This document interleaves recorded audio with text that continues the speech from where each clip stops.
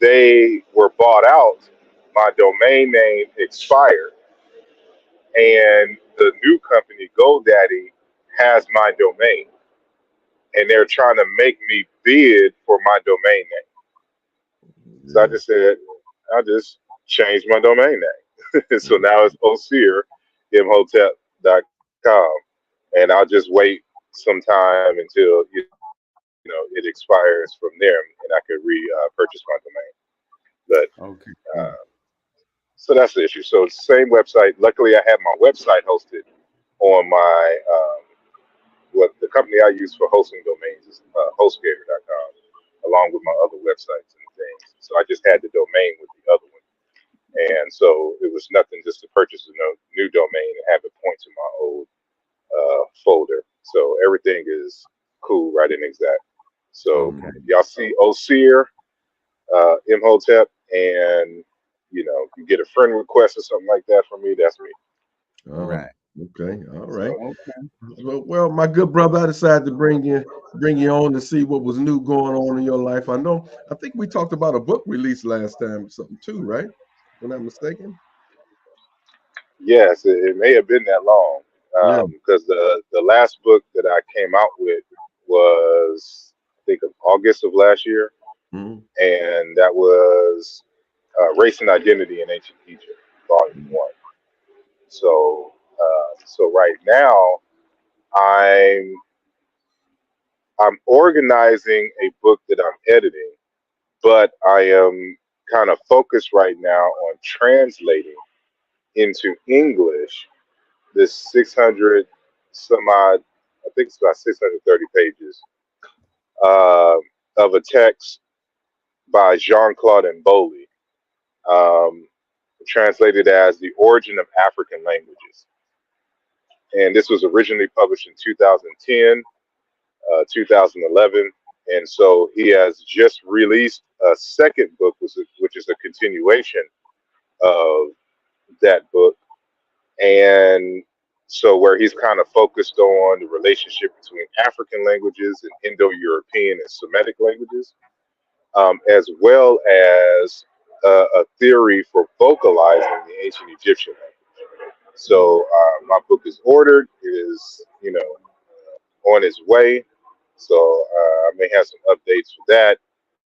So I think somebody else is in the works of translating that into English, his Hmm. new text. So he commissioned me to translate the older text into English. So getting my translation practice on with this text originally written in French. Hmm. Yeah. Yeah. But see, that's you know that's one of the reasons too that I like bringing you on because you kind of add to the fire and the repertoire that I, from my understanding about trying to get to the bottom of a lot of confusion that we seem like we're going through about who was the Egyptians, and even when you get into spirituality and religion and stuff like that. I always felt that language was the key, or linguistics, and the etymology of words was the key to kind of zeroing in on on some truths.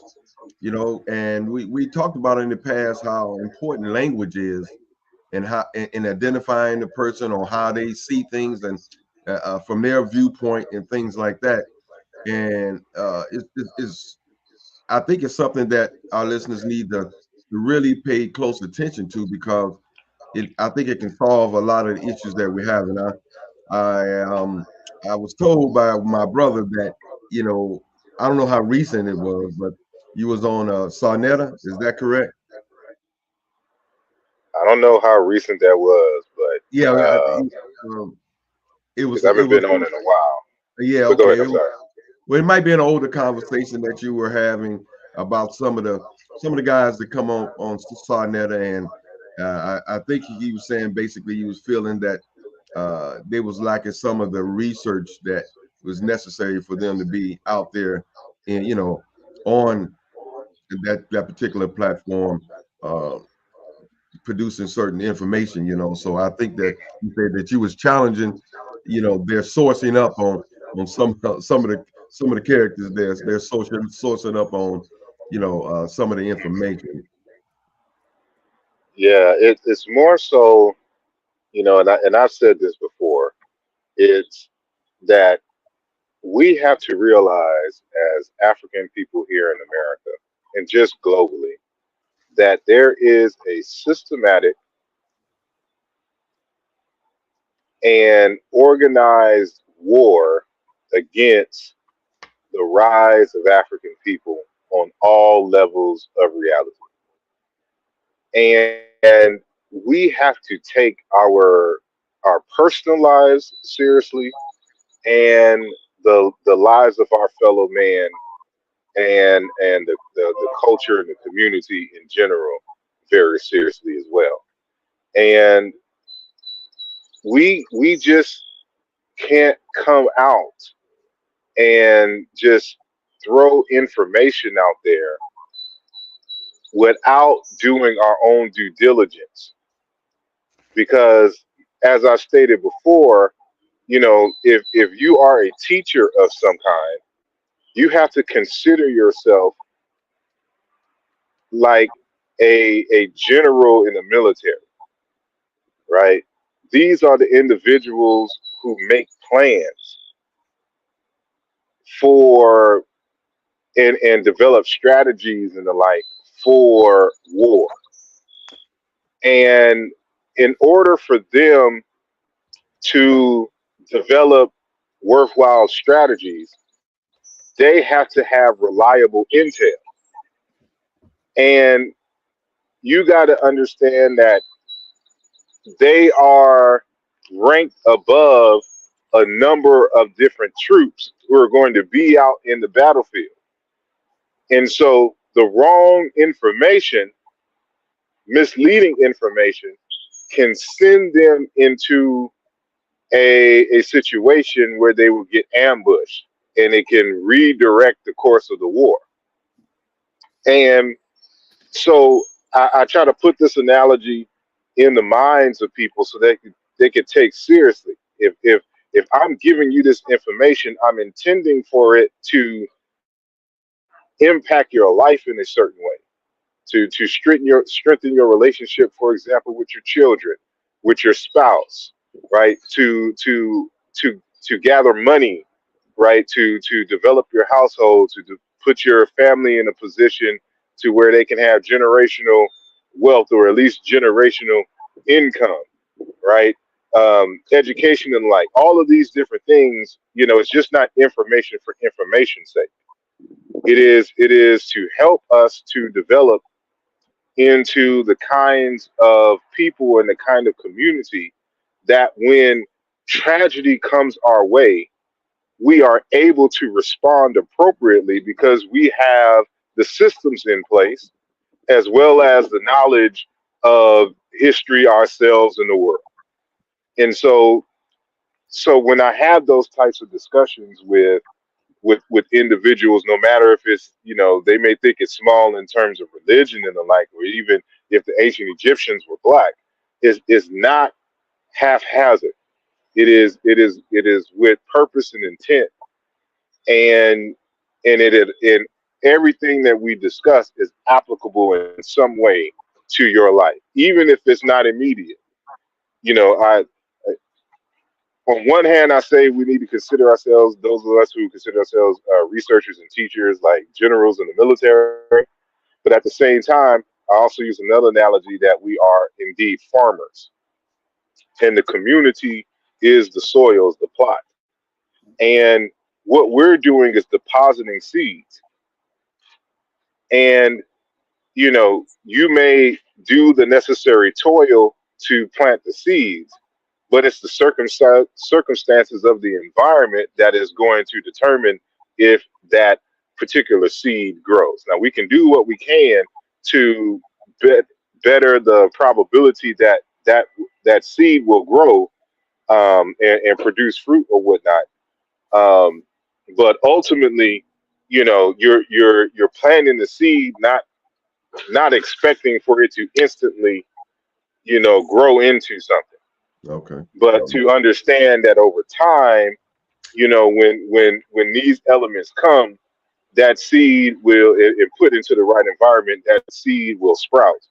And so even though you're giving information, it may not at the moment be relevant to the person in their life, but you know when the rains start coming and the like, and it's time for growing season, that seed is already planted, and they'll be like, I remember that discussion Mhm. that so and so had, and let me go look into here because this is now applicable to me, Mhm. in this moment. Right? Let me go review that.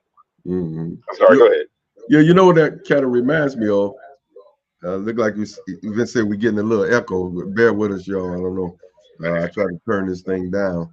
Um, but it kind of reminds me of a parent and a child relationship. You know, when you try to instill so much into your children, you hope they're taking it in, and then they get that aha moment, later on in life, of some of those seeds that you tried to plant in them. But would you say that that relationship is the same, like with what we've been talking about lately on the show about some of the things that's going on over on the continent?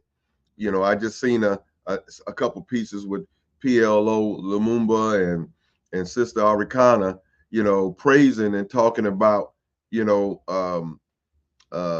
Faso and them supporting Bikini Faso. So I was wanting to know your take on that. Look like we might have lost Brother Saw Yeah, for a second. we did lose him. He is coming back in, so you have to restate your question. Yeah. Okay. Yes. All right. Oh, you there, brother? Yeah, he's there. I'm here. I Okay, apologize. I'm I can sorry. hear. I'm on Okay. mute to try to Yeah. reduce the echo. Okay. Okay.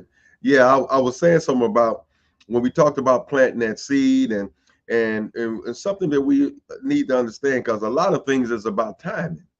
You know, it was. I remember when Dick Gregory was on the show, and I spoke about timing. And all our past leaders, they didn't get to see some of their ideology, come to fruition, or some of the things but their purpose in that particular time could have been just to keep the torch lit until the appropriate time.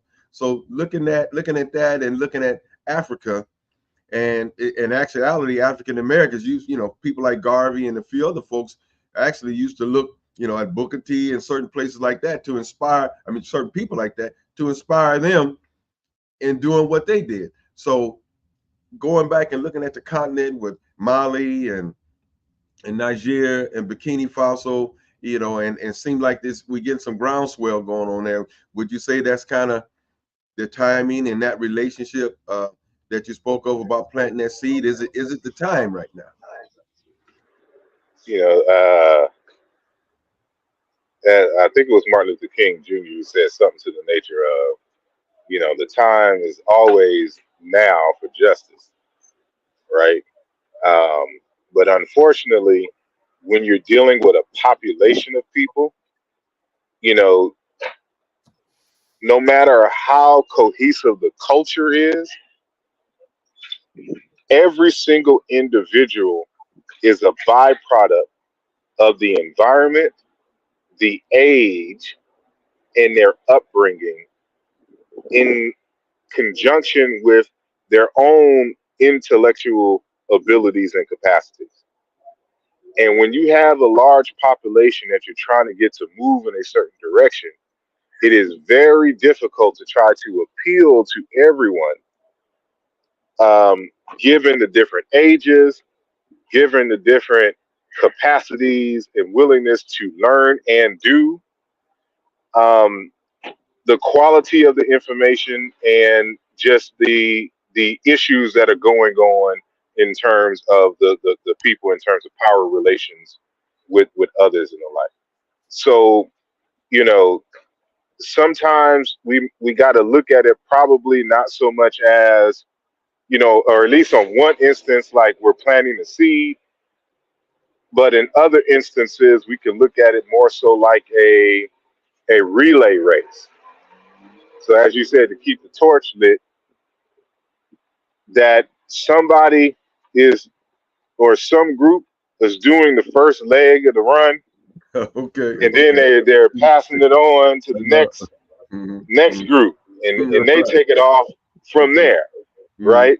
So timing, preparation, all that comes into play, and so sometimes we got to understand that everything isn't instant, because the ideas has to permeate throughout the population, and there's so many variables involved that uh, that that can hinder or alter the trajectory of these things, especially when you have an enemy, an open enemy that is hell bent, that wakes up every morning with a large amount of resources dedicated to ensuring that Mhm. your uh, your rise does not happen.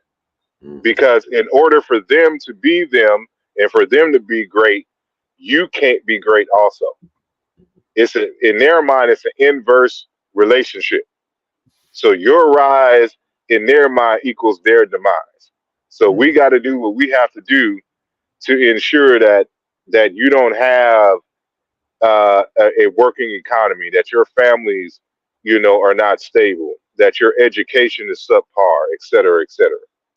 And this is the stuff that we're fighting. So that in of itself produces many of the outcomes that we're trying to fight in the minds of the people we're trying to save.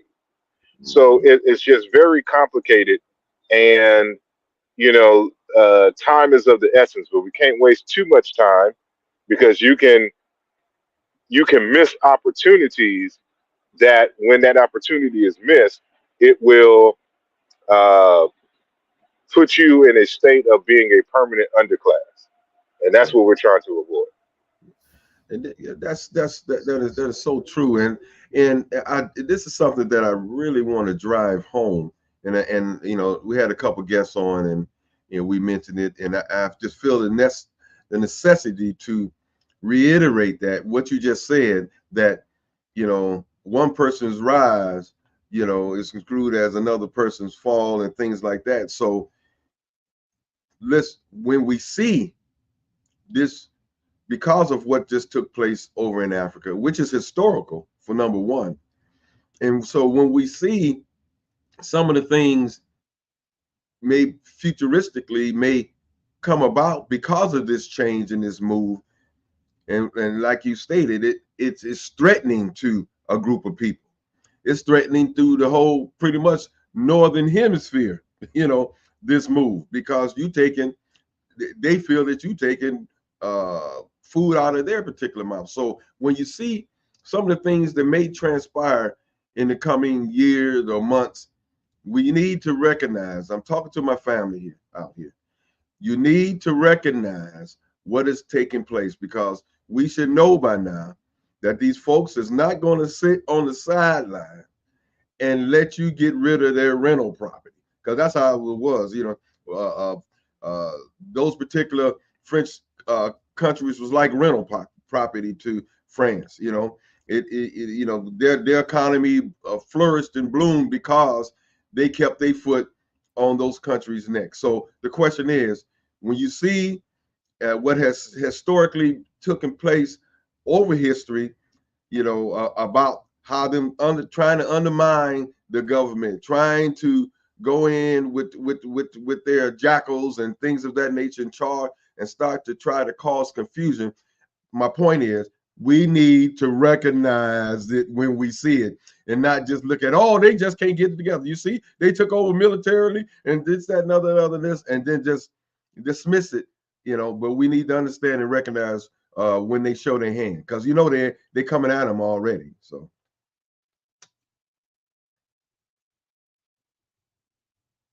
you're on mute. Muted, Asar. Yes, sir. My bad. Mhm. Yes, indeed. And what I was saying is that it's a situation where we have to, like, I was thinking of, like, in every African community, there needs to be a group of people that come together, and their only job is to see in what ways can somebody come and hurt our community. Like that's their job. And their job outside of that is to, in terms of discovering in what ways can other communities come in and disrupt the stability, is to think of strategies to be able to counter that. Because what we lack in many instances, whether it's on the continent or whether it's here in the United States, is systems. And this seems to be kind of the number one thing. Like, many African people still have this, and this is before Christianity, this is before Islam.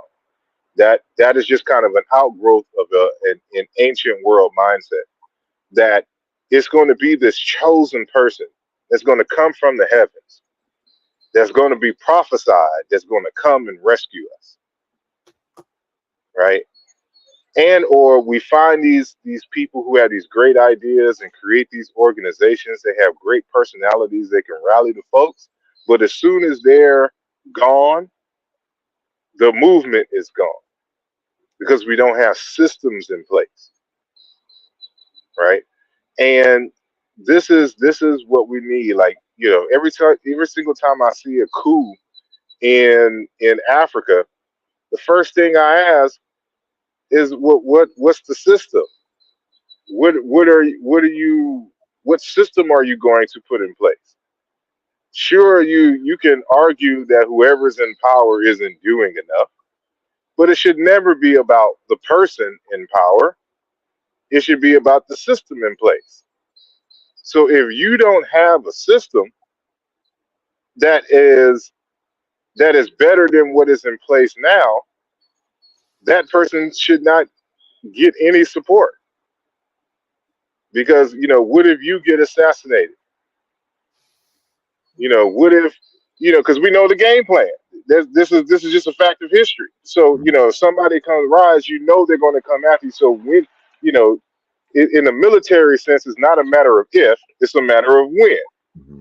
And so you have these strategies and protocols in place for when something happens. So when you get assassinated, what's going to be the backup plan? Right? Who's your successor? Or are you training everybody to be leaders in the community? Do you have the checks and balances in place? Do you have scientists? Is everybody just a military leader? Can you pull moisture out of the air and provide clean drinking water for your people? Right? Like, so these are the kinds of things that I'm looking at, because everybody has these grand ideas. And of course, in Africa, the number one strategy is to gather some military folks and let's just take over the government. But I never hear about the systems that's going to be in place, because as soon as somebody gets tired of you, then you getting forced out. Right? It got to be about the system. This is why, for better or for worse, you got to respect the United States and how it's set up. For example, like the military has no allegiance to the president, but to the Constitution, right?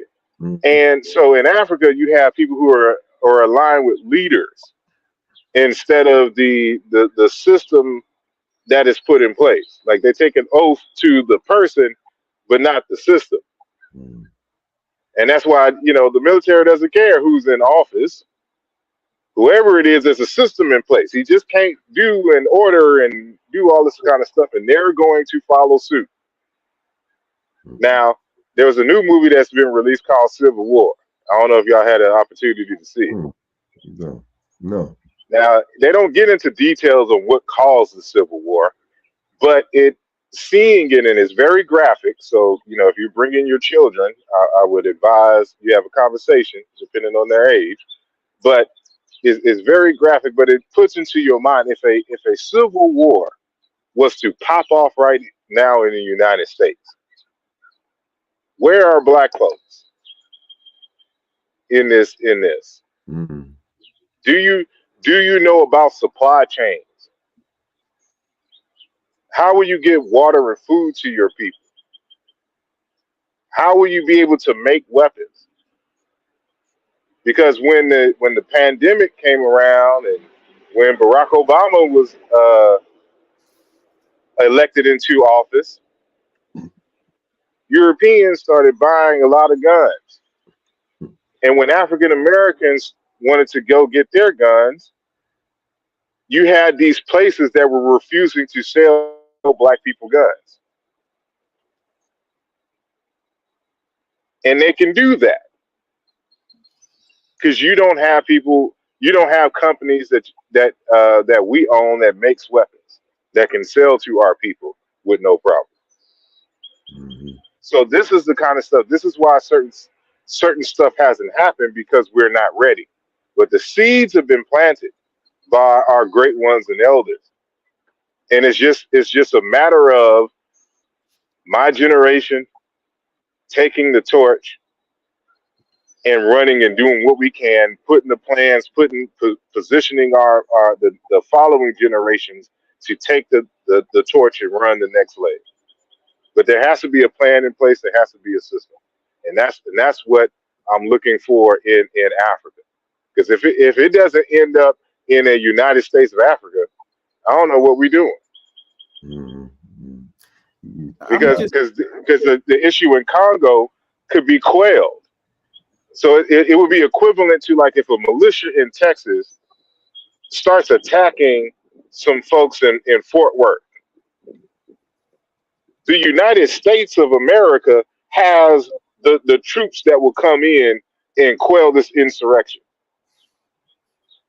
But because it's individual states with these minor militias fighting each other, over the Rwanda Congo borders, this is why they nothing can be done. But if that, rogue group out of Rwanda had to fight Nigeria, had to fight uh, Cote d'Ivoire, had to fight South Africa, had to fight Mozambique, had to fight Mali and Chad, they'll think twice about coming in and trying to invade, other sovereign nations and the like. And this is the way we got to think.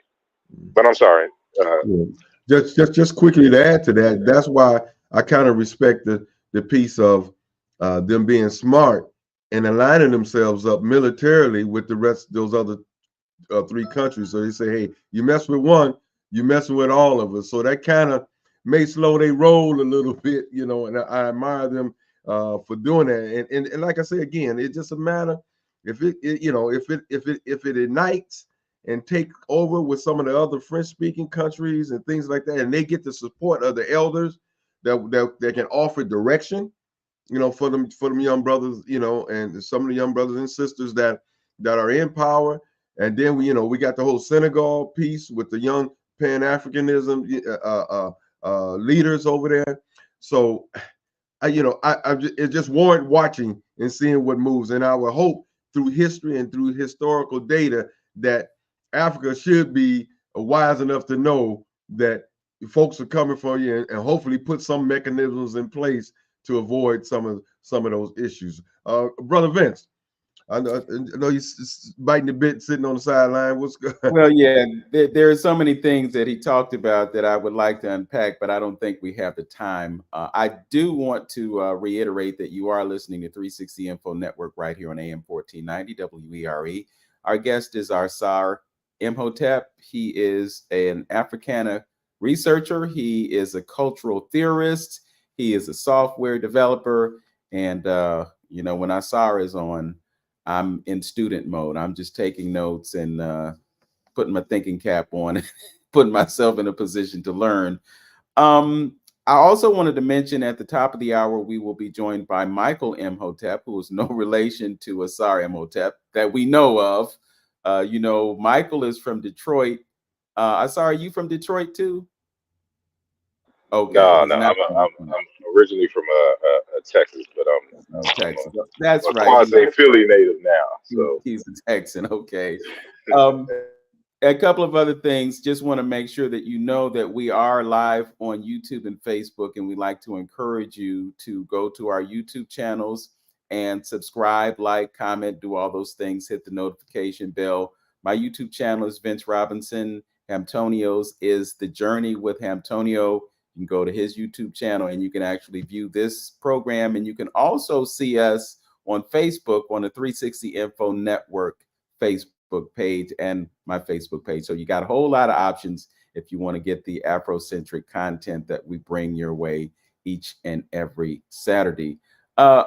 Brother Asar, we have talked about what's going on in Niger and Burkina Faso, and most recently what happened in Senegal, which I don't think was a military takeover. I think there was just an agreement that they would allow democracy to take place, and they would elect their leader.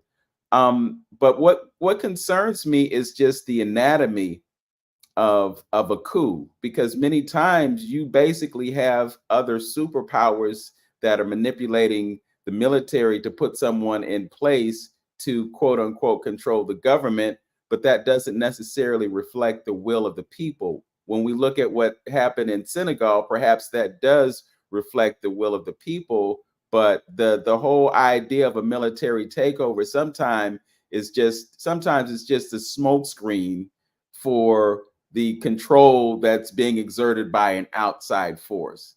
And I'm just wondering, what direction the continent can go in when people realize that it's important to have those takeovers to arrest the control of the colonialist power and to restore it to the people, but enable the people to have a role or a say in who ultimately runs the country.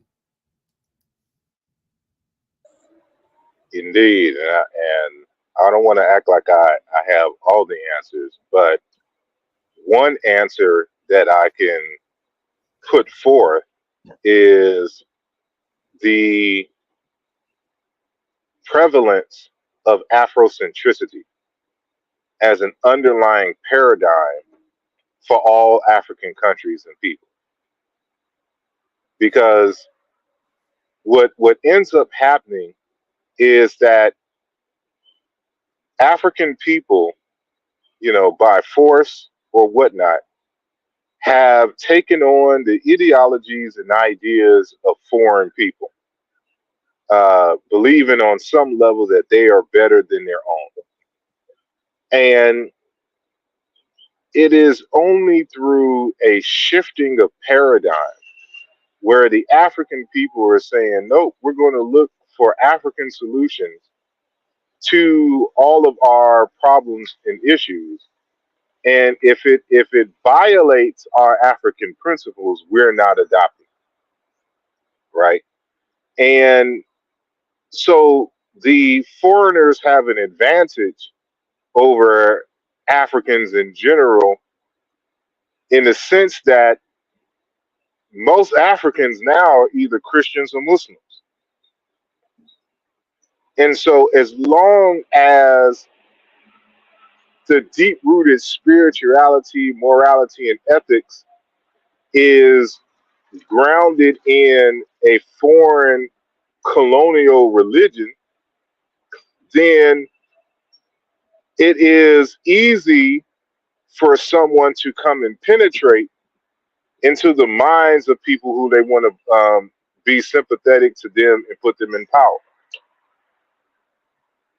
And so if they were Afrocentric in terms of their orientation, it would provide them a critical analysis capacity and logic that it would be easier to detect when these foreign powers and the like are trying to infiltrate for their own particular reason, because it's going to send a red flag. Mm-hmm. And so if, for example, if everything is community based, and somebody's coming in and trying to privatize water. Well, that goes against our African principles that water should be shared with everyone, Mhm. and that you can't, and so what about the animals and things that we rely on, here? It's an ecosystem. So, like this is what the kinds of things that we have to have in place. And so if we have a system to where, it doesn't have to be a party system like in the United States, but there's a reason why they have three branches of government. Like I encourage, like once you get knowledge yourself, you feel comfortable in who you are, you're black and you're proud, go back and start seriously studying European history. You'll get to understand from the Proto-Indo-Europeans, the nomadic herders, to the Proto-Germanics, to the rise of Greece, Rome, Spain, Italy, the wars between the the Anglo-Saxons and the Celtic folks, their religions, their political systems, and what they were fighting all this time. Mhm. So if you understand, for example, the Spartans and Sparta in ancient Greece, this was a warrior society that they weren't very bright in terms of knowledge. They weren't philosophers and the like, but they were warrior people. Now, they would enslave, they had slaves. So when you see the movie 300 and they're talking about that, we're not going to be slaves and all of that, they had slaves, and they, and these were European folks. These weren't African folks who were slaves. These are other, what we would in today's time call white people, right?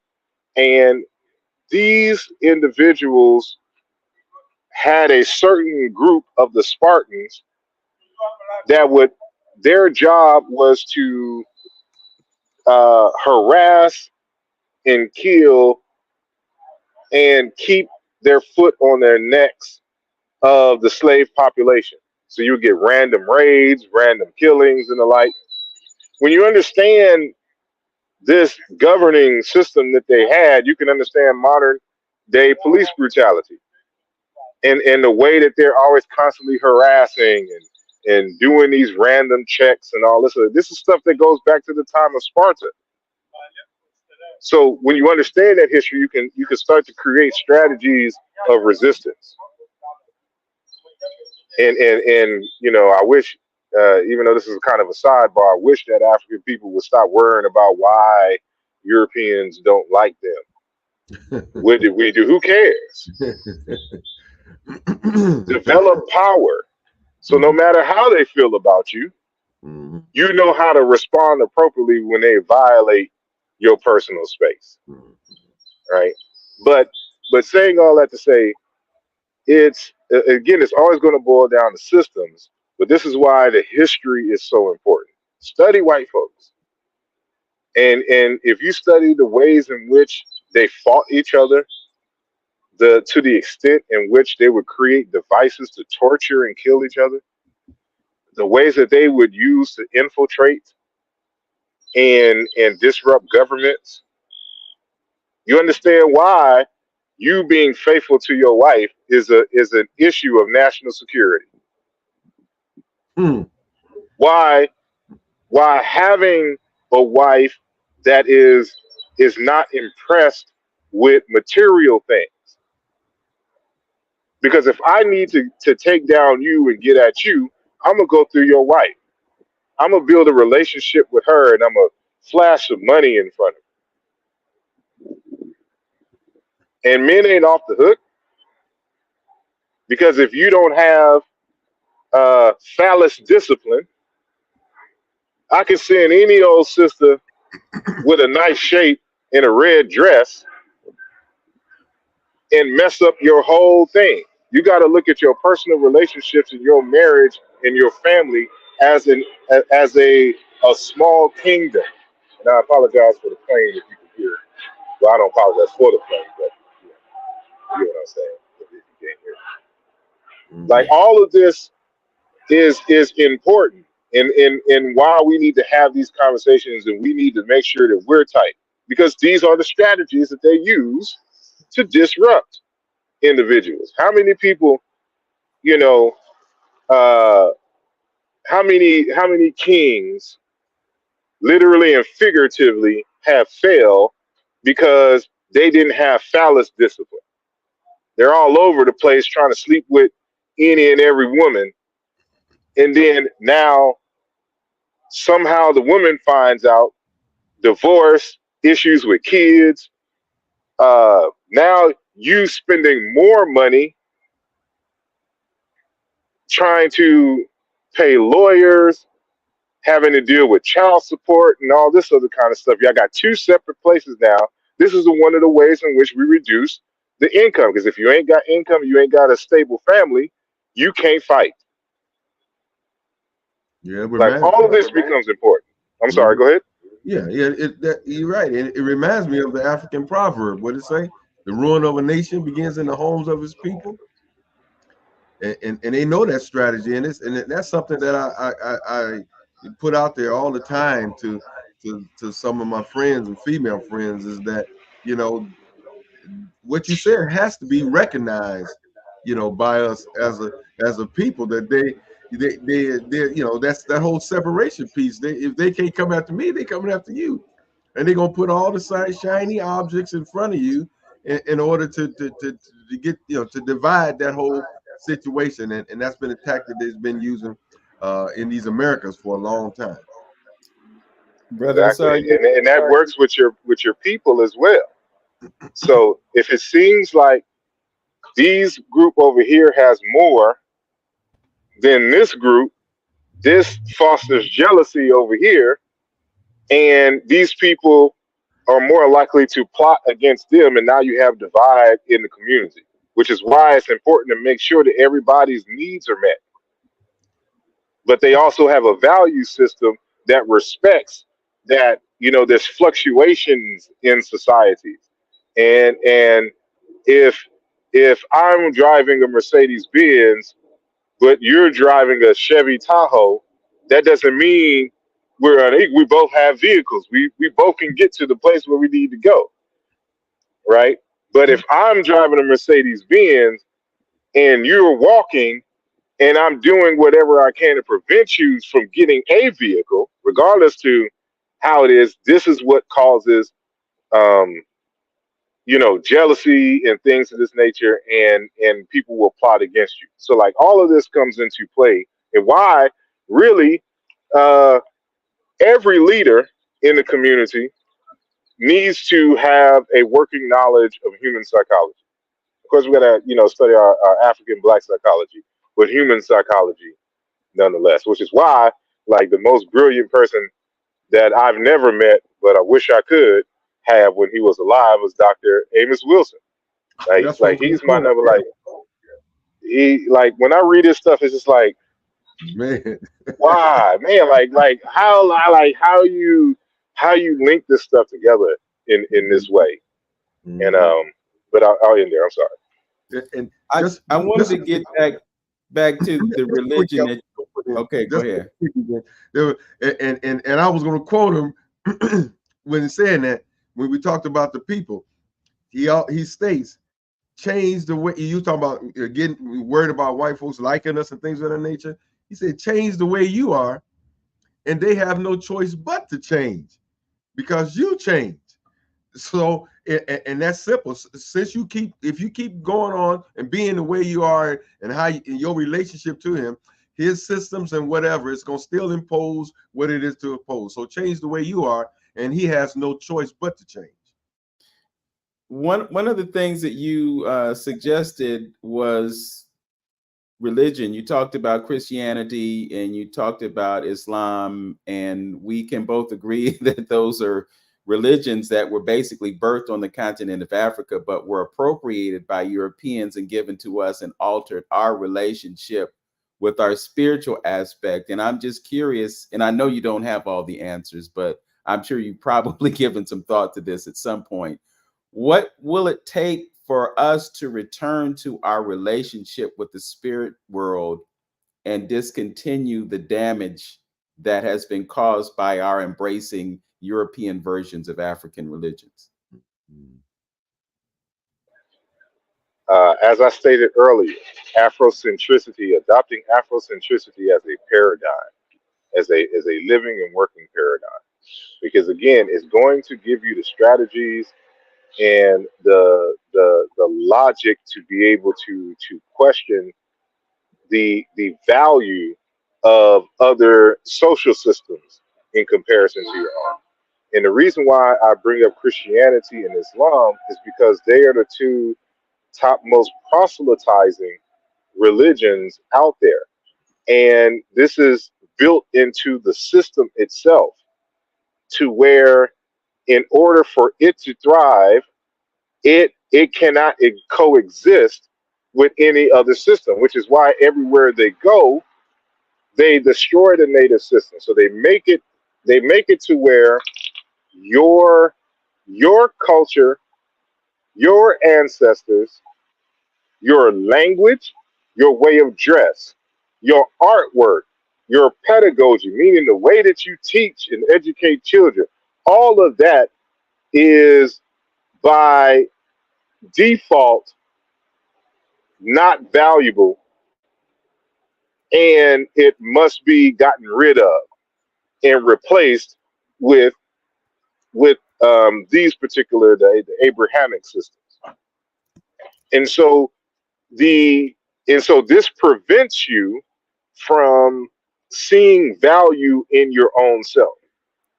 And as long as you don't see value in yourself, in your culture, in your ancestors, you will always be looking to others to solve your problems.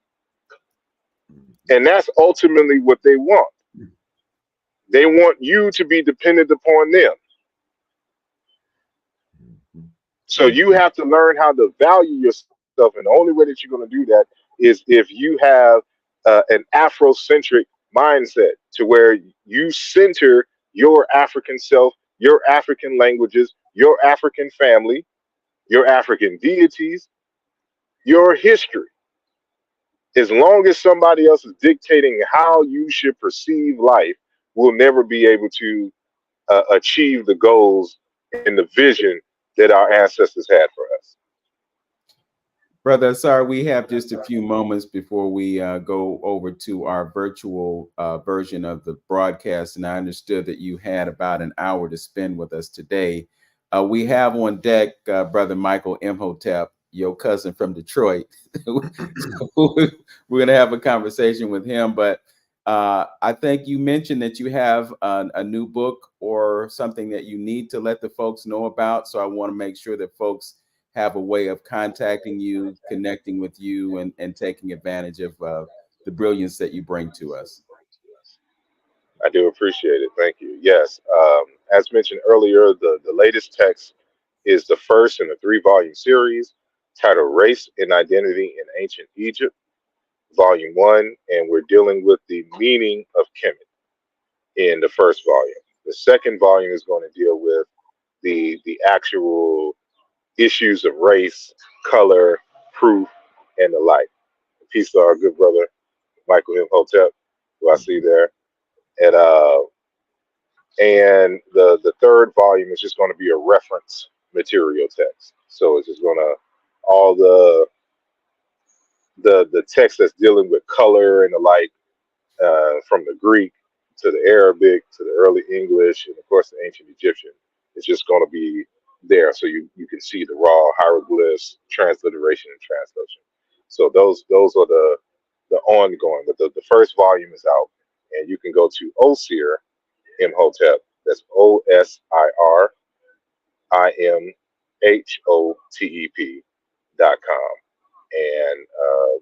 and get the work there. So I do appreciate, again, y'all having me, and can't wait till next time.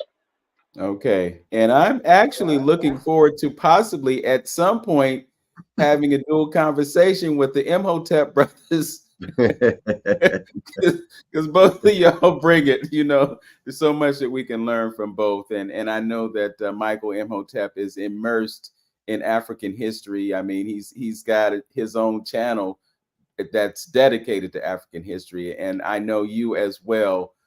We've been so blessed to be able to take in what you can provide for us. So thanks for joining us today, brother. What's up? Hey, Asar, how you doing, brother? I'm doing well. I'm doing well. You That's look good. good. So Oh, hope thanks. you You well too. as well. I Right. take it you all know of each other. Oh Yeah, yeah, I've been on I've been You've on this had him on my program show. before. Yeah, Yeah. and we were Okay. at the And I got Hakeem to conference. We were at the I got to Hakeem meet him conference in together. Detroit. Yes. Yeah. Yep. Yeah. 2 years ago. Well, it's funny. I had the conversation with Michael yesterday, and it was about an hour before I realized that it was two Imhoteps. It's like, oh, Oh yeah. yeah. But anyway, it's a powerful name. I think if I were to name myself, it would probably be Heru Imhotep. Well, we can make it like the Arabs do Muhammad. Like everybody's name Muhammad. Everybody. Everybody's some Imhotep. So All we can right. start that trend. All right, brother But I Lynn. appreciate y'all again, and All right. I'll see you later. Thank you there, my brother. You're All welcome. right. You're welcome. Thanks for joining us. Yeah, we just want to Brother let Lynn. everybody know that. Yeah, just everybody know we remind you the 23rd of June for our African ball at the Mediterranean, the Motherland Connection, and then the 29th downtown Mall Seed Parade and Festival. So we want you to join, come out with your lawn chairs or what have you. If you want to participate, 216-323-6155, 216-323-6155. All right. To our listening audience, we're about to migrate over to our Facebook and YouTube platforms. We would like to encourage you to stay with us. Go to those channels, like, subscribe, comment, hit the notification bell, do what you can to help us with our various missions. And in a few moments, we are going to welcome Brother Michael Imhotep. And in the last few moments I just want to thank Tone Harley, our engineer. He makes it happen for us every week, and we so appreciate what he does for us. To those who are listening on radio, know yourself, love yourself, be yourself, and make today your best day. Peace. Peace. So, Brother Michael Imhotep is the founder of the African History Network and host of the African History Network show, Sundays from 9 p.m. to 11 p.m. Eastern Standard Time on social media and Blog Talk Radio. And for 7 years on 9:10 a.m., the Superstation WFDF Detroit. He's an historian, radio show host, researcher, lecturer, and writer. He's a weekly panelist on the Roland Martin Unfiltered daily digital show on Fridays at 6 p.m. Eastern Standard Time, providing political and historical analysis on the Black Star Media Network. His bio is extensive, and there's probably a lot more that we could say. Yeah, you don't have to go through the whole bio. I'd have to go through the whole thing, but I did want to go through the whole thing. A sense of who he is and what he has been doing. And I'll say this, a few weeks ago, I witnessed an interview that you did, Brother Michael, with Professor Manu Ampim, someone who Brother Antonio connected with sometime within the past year. And we were just blown away by what he brought to us in terms of history. I'm sure that there's so much between the two of you that resonate. So we're really happy that we were able to make this connection and bring what you bring to our listening audience. So why don't we start just by you telling us about the African History Network that you have and what that mission is, and what that whole vehicle is all about. Okay, and yeah, Manu is a friend of mine. I've interviewed him a number of times over the years, going back to about 2010. I think was when I first interviewed him in 2010. So the African History Network, we focus on educating, empowering, and inspiring people of African descent throughout the diaspora and around the world, because right now it's correct wrong behavior. So I'm a talk show host, as you said. I've been doing the African History Network show 14 years. It's been 14 years since May 10th, 2024. 7 years was on 910 AM WFDF here in Detroit. And, we deal with history, current events, politics, economic empowerment issues pertaining to African Americans. So we do the show usually Sundays. I may do broadcasts during the week. I edit excerpts of my appearances in different media platforms. So we have all that. People can go to our website, africanhistorynetwork.com. Also follow me on Facebook, The African History Network on Facebook, and Michael Imhotep on YouTube. Okay, so this is, dealing with, and I've interviewed a number of scholars over the years. Some of my teachers, Dr. Leonard Jeffries, Professor James Small, Professor Kabahaya Wafa Kamene, had Dr. Claude Anderson on the show over the years as well. People like Runoko Rashidi before he passed away. We have I've interviewed a number of different scholars who are ancestors now. Dr. Francis Cress Welsing, Dr. Richard King, Dr. Fukiao. So it's so many people. We've had probably maybe about 1,500 episodes of the show.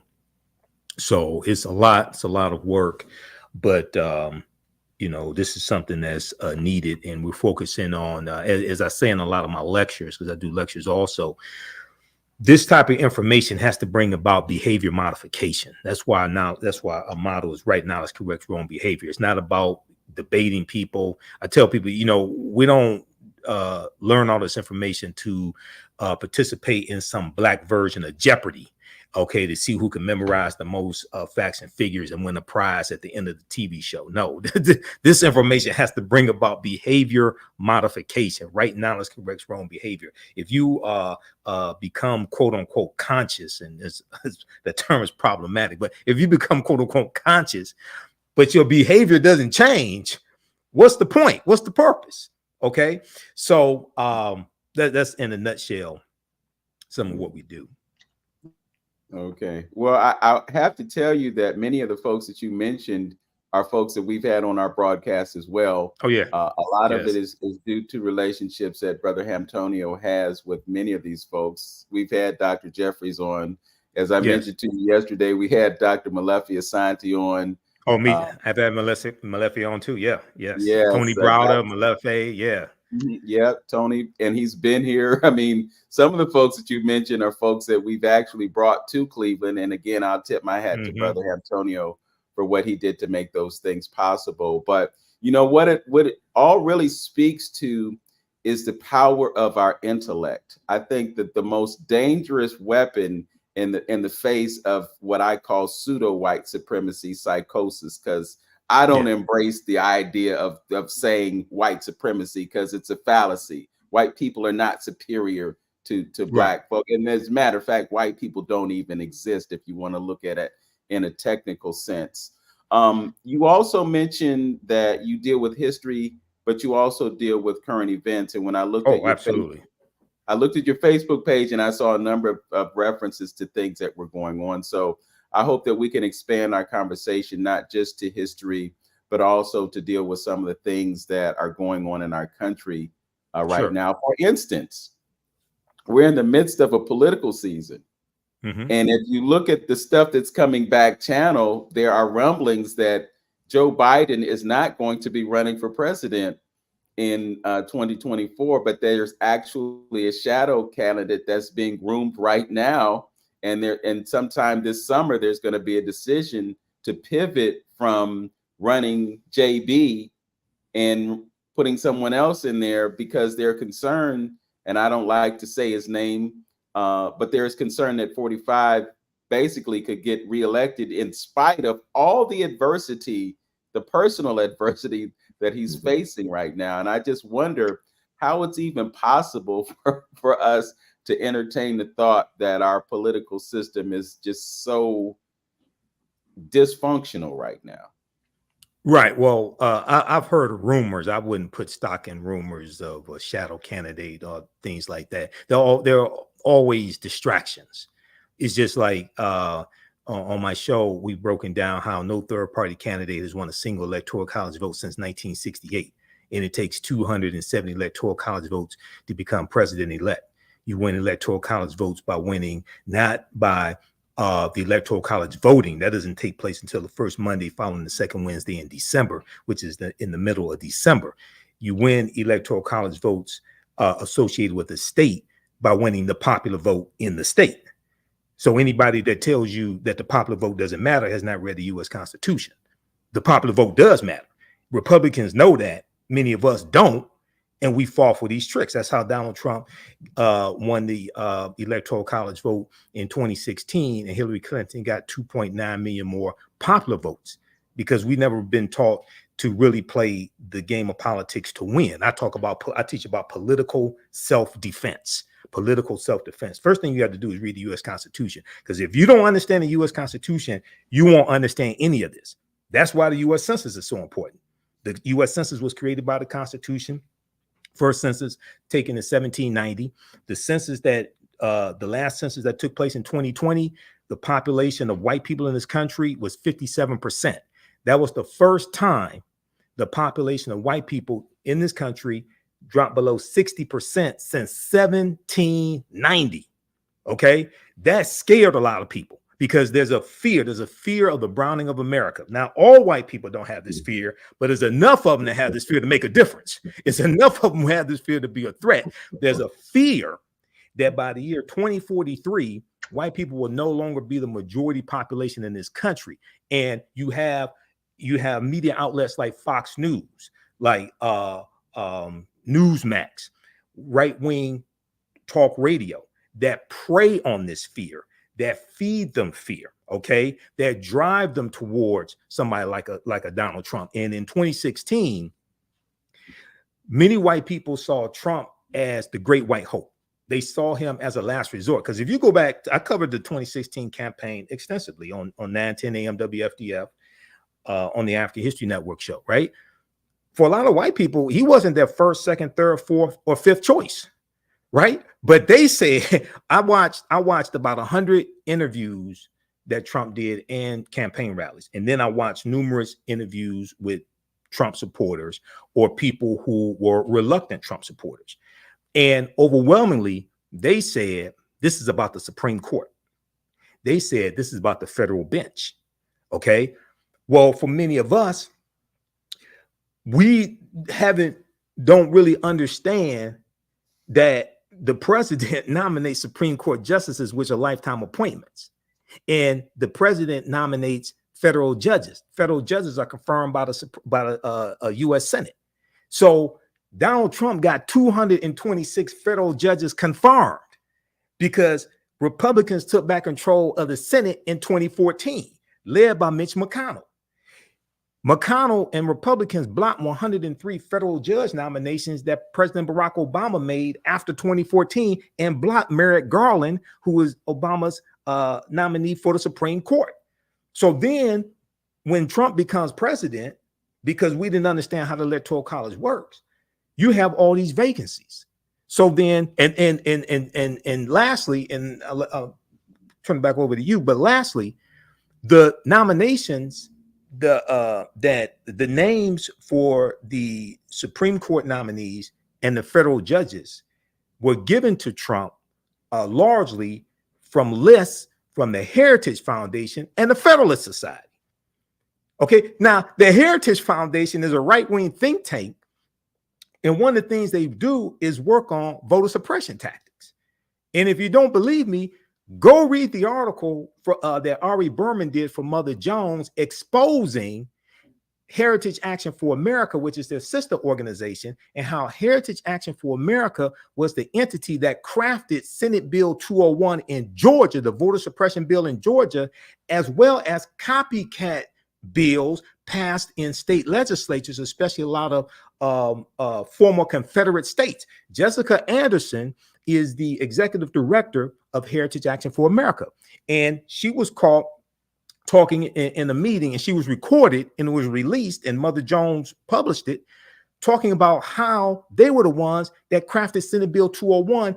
And that was a backlash to Joe Biden winning Georgia in 2020, there was a backlash to the January 5th, 2021 special election that Senator Raphael Warnock won and Senator John Ossoff won, that gave Democrats control of the Senate. It was a 50-50 Senate, but they had control over the Senate.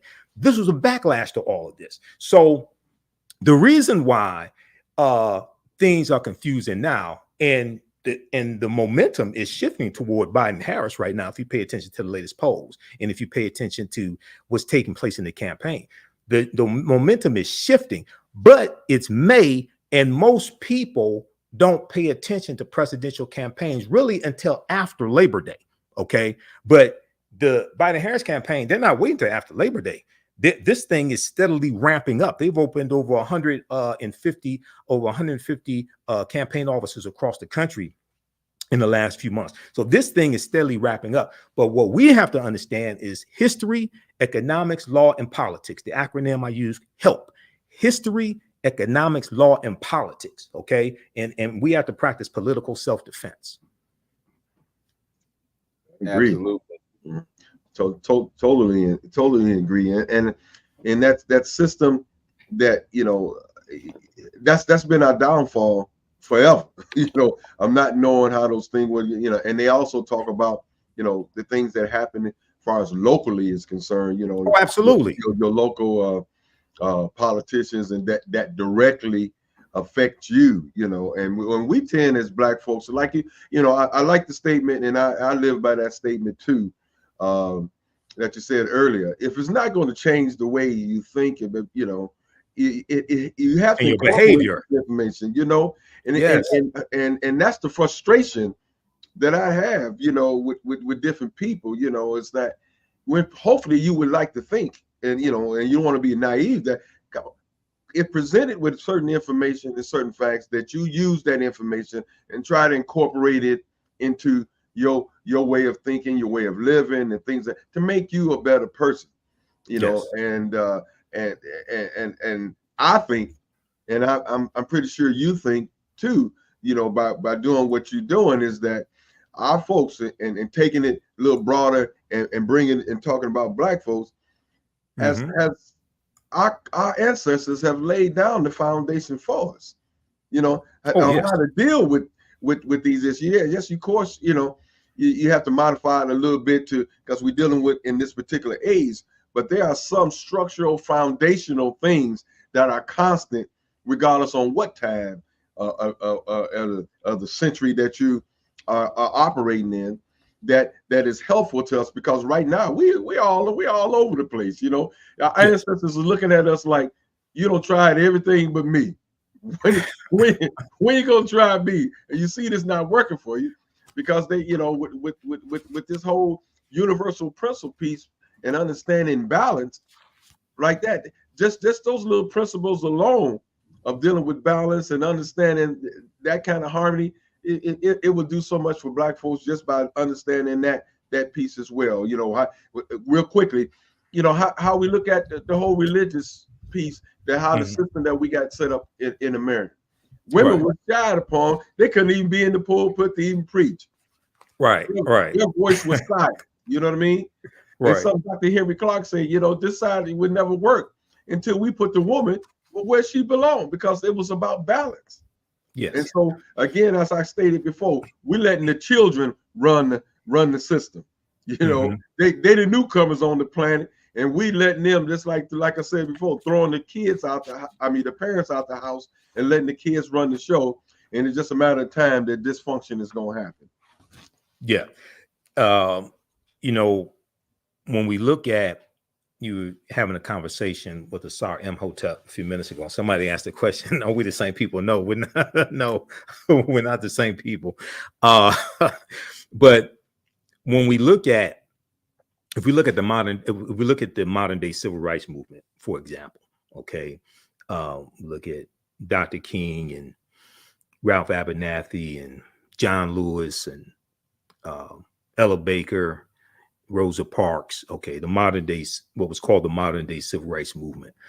That civil rights movement was largely led by African-American male Protestant ministers. And many of them were misogynists, because you're dealing with a society that is misogynistic. You have white male patriarchy, and then that's infused into Christianity. Okay, so they grew up in that. They grew up in that ideology to varying degrees, and then a lot of them brought that mentality into the modern day civil rights movement, which is why Ella Baker leaves the Southern Christian Leadership Conference that she helped co-found in 1957 after she was passed over for a permanent leadership position in SCLC, because Dr. King and others didn't think that women belonged in permanent leadership positions. You know, Dr. King was one of our greatest leaders, very much misunderstood. Brother Vince talked about Manu Ampem, and I've done interviews with Manu previously where we dealt with the distortion of Dr. King's legacy. That brother was a revolutionary. Okay. And toward the end of both Dr. King and Malcolm X's life, their ideologies were converging. You read Martin, Malcolm and America, A Dream or a Nightmare by James H. Cone. That was probably one of the first books that, and I read that back in 1994 when I was in college. That was probably one of the first books that really went in depth and dealt with the trajectory of both of their lives and how their ideologies are converging. And when we talk about Malcolm, and we know his birthday is coming up May 19th, people really forget Malcolm joins the civil rights movement when he leaves the Nation of Islam. Yes, he had Organization of Afro-American Unity, but Malcolm goes to speak to SNCC. He meets with Coretta Scott King in January, I think it was January 1965. He goes to Selma. He wants to meet with Dr. King a second time. They met March 26, 1964 at the U.S. Senate debate for the Civil Rights Act. This is later in the same month that Malcolm officially separated from the Nation of Islam, March 8th, 1964, and the month before he leaves for his Hajj to Mecca. But when you study both of these two men, these were revolutionaries, okay? And one of the themes of the Battle of the Bullet that Malcolm delivers March 29th, 1964 in Washington Heights, New York, and then April 3rd, 1964 in Cleveland, Ohio, Corey Methodist Church, and then April 12th, 1964, King Solomon Baptist Church in Detroit. One of the themes of the Battle of the Bullet was interjecting Black nationalism into the civil rights movement. Okay, so one, when we cannot suppress African-American women the same way white men suppress their women. Okay, right. We can't do that. Mm-hmm. And when we study traditional African society, we saw the position of the woman elevated. Okay. Yeah. And two, when we have our various movements, we cannot bring white male patriarchy into those movements dressed up in red, black, and green. Absolutely. So true. So true. Mm-hmm. Brother Michael, I want to go back to what we were talking about in terms of population. And yes. You talked about 2043 and then the paradigm shift and white folks mm-hmm. are no longer the majority. There are some who might be saying that shift has already happened, but I'm just curious about this hot button topic of immigration right now, because we're getting mm-hmm. these stories about all these mass exoduses taking place and all these folks coming into the country, and many of them are not classically white folks. I'm wondering what impact you think that will have on the paradigm of our population and perhaps a shift in power. Well, let's approach it like this. First of all, immigration policies in America are broken, and it is going to take congressional legislation to fix them. Now, you had the strongest immigration bill that would have been passed in at least 30 years that was just killed by Donald Trump because he didn't want to give Joe Biden a win, and he wants to run on immigration and the border and broken immigration policies, because this is Donald Trump's stay out of prison tour. This is why he announced he was running for president so early, okay? Because he wants to be immune for prosecution. He wants to be able to appoint an attorney general who will kill any federal prosecution against him and his cronies. Okay, so if you're so concerned, they talk about fentanyl coming across the border illegally. They talk about undocumented immigrants coming across, things like this. So if the border was such a problem, why did you tell Republicans in the House to kill the border bill? And Senator John Langford of Oklahoma, conservative Republican, he led the way for this bill in the Senate. And he said, even if Trump is nominated, and other Republicans said this as well, even if Trump is reelected and Republicans maintain control of the House and gain control of the Senate, he said, you're not going to get a stronger immigration bill. Okay, so you have, and the other thing is, I tell people, if you want to stop undocumented immigration, if you want to really crack down on it, first thing you should do is stop eating food that you did not grow yourself, because most likely somebody undocumented was involved in that food getting to your plate. Okay, number one. Number two, when we look at this as a system, right?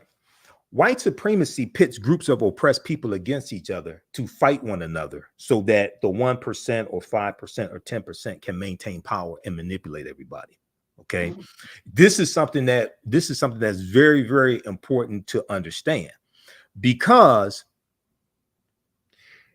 people will target people leaving other countries coming here because they either are facing political persecution in their countries, because of climate change in their countries, devastating vegetation, okay, or because of other reasons, right? What they don't focus on is, and I think it was Vice.com had an article about this maybe 5 or 10 years ago. When we look at Central America, the U.S. has been involved in shaping policies in Central America that have helped create the condition that a lot of people from Central America are fleeing. Come okay, on. So then they come to this country, and then you blame them, but you don't look at the conditions that were created that they're fleeing from. Like when Guatemala, when the CIA helped overthrow the Guatemalan democratically elected Guatemalan government, I think it was 1954. Okay, and then Donald Trump, like in 2016, he loved to talk about the gang, was it not MSI, it's the gang, I forgot, it'll come to me. It's a Latin gang, it's a Mexican gang. He loved to talk about. Okay, and that became like the poster child for MS-13. I think I think I know what you're talking about. Yeah, MS-13. He loved to talk about that gang. He didn't tell you that gang started in California in the 1980s and then went into Mexico. Okay, he didn't talk about that at all. He just says, "Oh, this is a Mexican gang and they're committing all these crimes." So yes, you need new immigration laws. Yes, you do. Okay, but at the same time, we have to understand how non-white groups and even some white groups, because so Vince talked about you really don't have anything called white people. Okay, so let's deal with that term white. The term white started being used basically about 1681, starting in the colony of Virginia, after Bacon's Rebellion of 1675 and 1676 in the colony of Virginia. Now, this is before you have what's called the United States. You still have colonies. This is before the Articles of Confederation. This is before the U.S. Constitution, the Philadelphia Convention, 1787. The Bacon's Rebellion was led by Nathaniel Bacon, who was a European white man, Englishman, and he was a tobacco plantation owner. All right. His rebellion consisted of about 500 African Americans. So you had some free African Americans, you had some who were enslaved, you had white indentured servants and poor whites. They united in this rebellion against the ruling elite in the colony of Virginia, against the wealthy plantation owners, because they understood that they were all being exploited by the same 1%. They were all being exploited by the same group of people. And in December of 1775, this band burned down the town of Jamestown, Virginia. I don't know how many people know this history. Go research Bacon's Rebellion at history.com, the official website of the History Channel. They have an extensive article on Bacon's Rebellion. Now, when they burned down the town of Jamestown, Virginia, I don't know if this became the inspiration for the song, the roof is on fire. Maybe it was. I don't know. Okay. But what happened, the more importantly, what happened was after Bacon's Rebellion. It's going to be about 1680, 1681 that in the colony of Virginia, they start implementing the term white for widespread usage to refer to people coming from Europe, in the English and people coming from Europe. Why did they do this? Because previously, and when you read chapter 2 of Before the Mayflower by Lerone Bennett Jr., and we deal with a lot of this in my online history classes that I teach, okay? In chapter 2 of Before the Mayflower, 6th edition, Lerone Bennett Jr. talks about how, page 40, he talks about how what we call white people didn't refer to themselves as white. They referred to themselves as English or Englishmen or Christians. And he talks about how the terms for Black people or African Americans at that time was we had the terms Moor, Black or Moor, Neger, Neger, and Nagar, Negar. Okay. When you look at why the term white was implemented in the colony of Virginia, and then it's going to be adopted by other colonies as well, it was to break up the alliance between these non-white people who were ruling. It was to break up the alliance of free African people, enslaved African people, white indentured servants, and poor whites. Okay, so that the ruling elite could manipulate all of them. And what they did was they implemented chattel slavery, because it wasn't until about 1641 in the colony of Massachusetts that you had your first codified slave laws in the what we would call the 13 colonies. Okay, you had African people entering into some form of what we would call indentured servitude. They would serve 5 to 7 years and then be released. Chattel slavery in the 13 colonies didn't exist at this time. Okay, in the early 1600s. It's going to be after Bacon's Rebellion, right around 1681, that they start changing this to change the treatment of African people and to make a distinction between African people and especially poor white people who had an alliance, because they realized they were being both manipulated. So then they're going to institute chattel slavery. They're going to have harsher treatment for those identified as African, and they're going to use the term white to identify all of what we would call European people, to put all those people on team white, to make poor white people think they're on the same team as the wealthy plantation owners who are exploiting them, right, to reduce their ability and desire to fight back. Okay, so and we're still dealing with this trick bag today, because you have poor white people voting for Trump, and he's never cared about poor white people. He's never cared about middle class white people. He's only cared about the wealthy. And he just had a campaign meeting with wealthy billionaires, and he's asking them for $1 billion, and he's telling them he's going to reverse Biden's climate change laws, his climate change policies. He's going to reverse all that. New York Times has an article about this. Okay, so people have to, I haven't followed any of this Drake Kendrick Lamar beef. I don't know what the hell they're talking about. Okay, but I can tell you what's going on with this. I can tell you what's going on with things that are going to have consequences for us. All right. If people want to follow entertainment, okay, that's fine. But I don't know what they're talking about. But I can tell you what's going on with this that's going to have a direct impact on our conditions. Come on, bro. Yes, yes, absolutely. You know, one second, Vince. I was when you said a couple of things, and I mirror a lot of that what you said, and I try to talk to people about this whole immigration piece. I'm just gonna step back on that real quick about people coming over here, and I don't even know why Black folks even taking on a charge, even talking about immigration like it affects them. You know, because a lot of the jobs that they do, and we, you know, like you said, we're not out there trying to do it anyway. But the question I want to ask, and we tend not to pay attention to directly and indirectly, our involvement in these particular countries that are causing them to flee.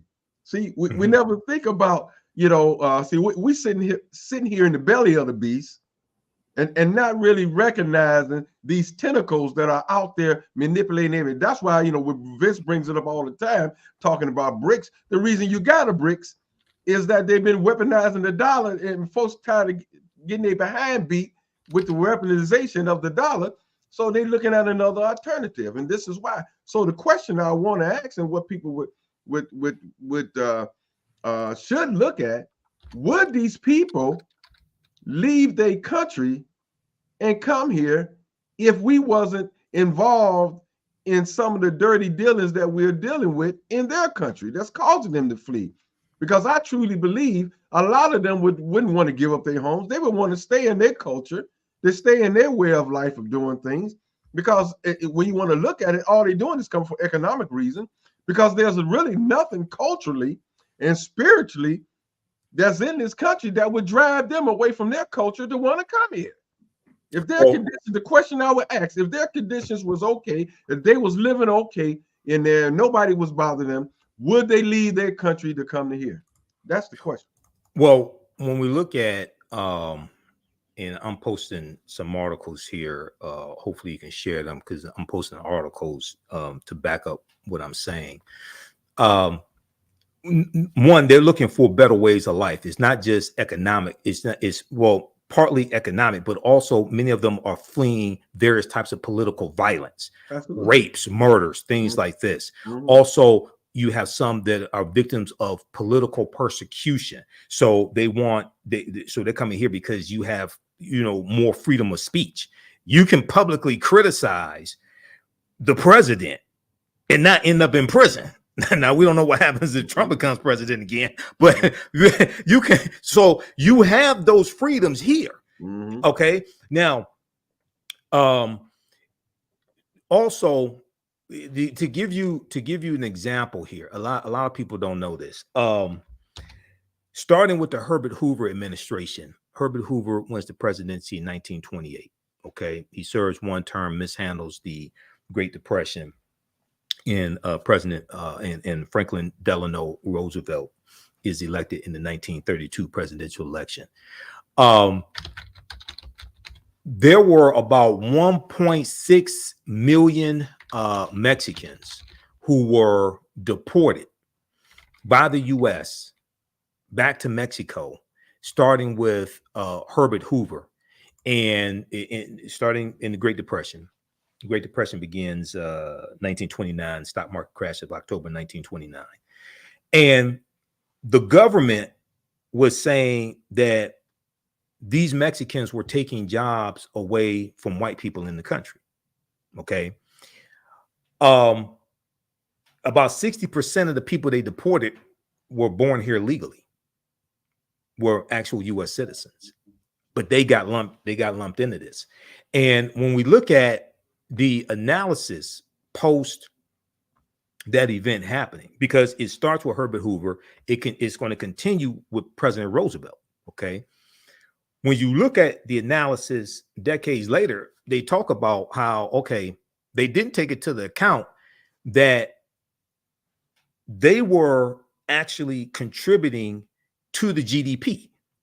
Those Mexicans that you deported were actually producing services, producing goods. They were actually contributing to the GDP which created jobs.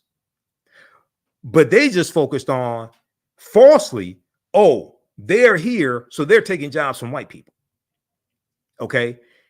Now, this is taking place in the 1930s and going into the 1940s. And this was the sentiment. All right.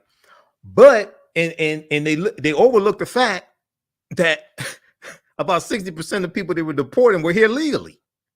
Okay. So it's and that whole term, being that you had like 2.6 billion acres of land largely stolen from Native Americans and African people as well, because one of the people I've interviewed on my show numerous times, probably 12, 13 times, was Dr. David Imhotep before he passed away in 2023. And he was a friend of mine, and we did lectures together here in Detroit, did a couple of lectures together. But he was the author of The First Americans Were Africans, Documented Evidence. The First Americans Were Africans, Documented Evidence. He deals with the African presence in this country going back at least 51,700 years before. These would be the Khoisan. And this was before Native Americans even came into existence. So understanding the history of the Louisiana Purchase and the U.S. getting 828,000 square miles of land from France, and France stole the land from Native Americans and Africans who were here, things like this. So when I hear, you know, white people start calling somebody illegal, I'm like, dude, you really don't want to have this conversation. Okay, you really don't want to get into this history. Okay, then California, Arizona, New Mexico, Colorado, Utah, Nevada, all that was part of Mexico. The reason why the U.S. gets that land is because of the Treaty of Guadalupe Hidalgo of 1848, which is what ends the Mexican-American War. And the U.S. pays, I think it was something like $15 million for that land, but it's part of the treaty that ends the Mexican-American War. Mm-hmm. But the Mexican-American War was triggered basically over a border dispute, a land dispute, and the U.S. really wanted to take over the entire North American continent. The U.S. wanted to expand, okay? And they really wanted to take over the entire North American continent. So it's like, you really got to be careful when you start calling people illegal. And then Florida was part of Spain. That was all conquered by Spain. Florida was conquered by Spain. Juan Ponce de Leon, 1513. Mexico was ruled by Spain for something like 300 years, right? All part of that European exploration coming out of the Dark Ages. So yeah, you really want to be careful with that. And if you want to crack down on undocumented immigrants, crack down on corporations hiring them. Mm-hmm. If you want to crack down on undocumented immigrants, crack down on corporations hiring. And the first place you should look at is Donald Trump's golf courses and his hotels and things like that. Because he got busted because he was hiring undocumented. He had undocumented immigrants there working. That came out a few years ago. Mm-hmm. That's true. Yeah. Mm-hmm. Brother Michael, you mentioned Malcolm X and his birthday coming up on the 19th. We also spoke a bit about Martin Luther King and the revolutionary aspect of them. I'm also thinking about Carter G. Woodson. And I absolutely. think, yeah, and this is partly relevant because of our brother Lynn here, who was involved with the ASLAALH, the Association for the Study of African American Life History. Yeah. A few months ago, I was privy to a conversation about Carter G. Woodson and his affinity to African history. And I just wanted to have this conversation and have Lynn present for the conversation, because there is conversation about the pushback on African history and the focus on Black history and the disassociation of that affinity to African history within Asala. Part of the conversation was how at a certain point we should probably pivot from just Black history and embrace the idea of African history. And I was just wondering what your thoughts were about that. It seems as though when we celebrate Black History Month here in America, we focus exclusively on Black history, and we don't expand it when the two are connected. Right. They're intertwined. they're Right. in bed with each other, and we need to have a greater perspective and a broadened perspective because of our relationship to Africa. Right. So part of that conversation, that was part of the conversation I had with Professor Manu and Pim when I interviewed him. I think that was in April of this year, 2024. People can watch that full interview on my YouTube channel, Michael Imhotep, Imhotep, or on my Facebook fan page, the African History Network. So, yeah. So Dr. Carter G. Woodson talked about African Heritage Month. Okay. And really, this was part of the conversation I had with Manu and Pim. That was that would be the next, that would be the expansion of the celebration of what started out as Negro History Week to African Heritage Month, with the focus on Africa and African history. So if we look at the creation of what started out as Negro History Week, the second week in February 1926, Dr. Carter G. Woodson and Asala creates this back at the time of Association for the Study of Negro Life and History. Okay, Dr. Woodson was an educator. He had a PhD in American history from Harvard. He taught at a high school, but he also taught at the college level as well. He taught at Howard University for 1 year. Okay, and he understood, because he was an educator, he understood that African Americans knew basically nothing about their history. So Negro History Week was never designed to be the only time of the year that we study our history. It was, he chose the second week in February, not because February is the shortest month of the year, not because it's the coldest month of the year, but he chose the second week in February because it contains the birth dates of Abraham Lincoln, February 12th, and Frederick Douglass, February 14th, which is Frederick Douglass' assumed birthday, because Douglass didn't know his exact birth date and he didn't know the exact year that he was born.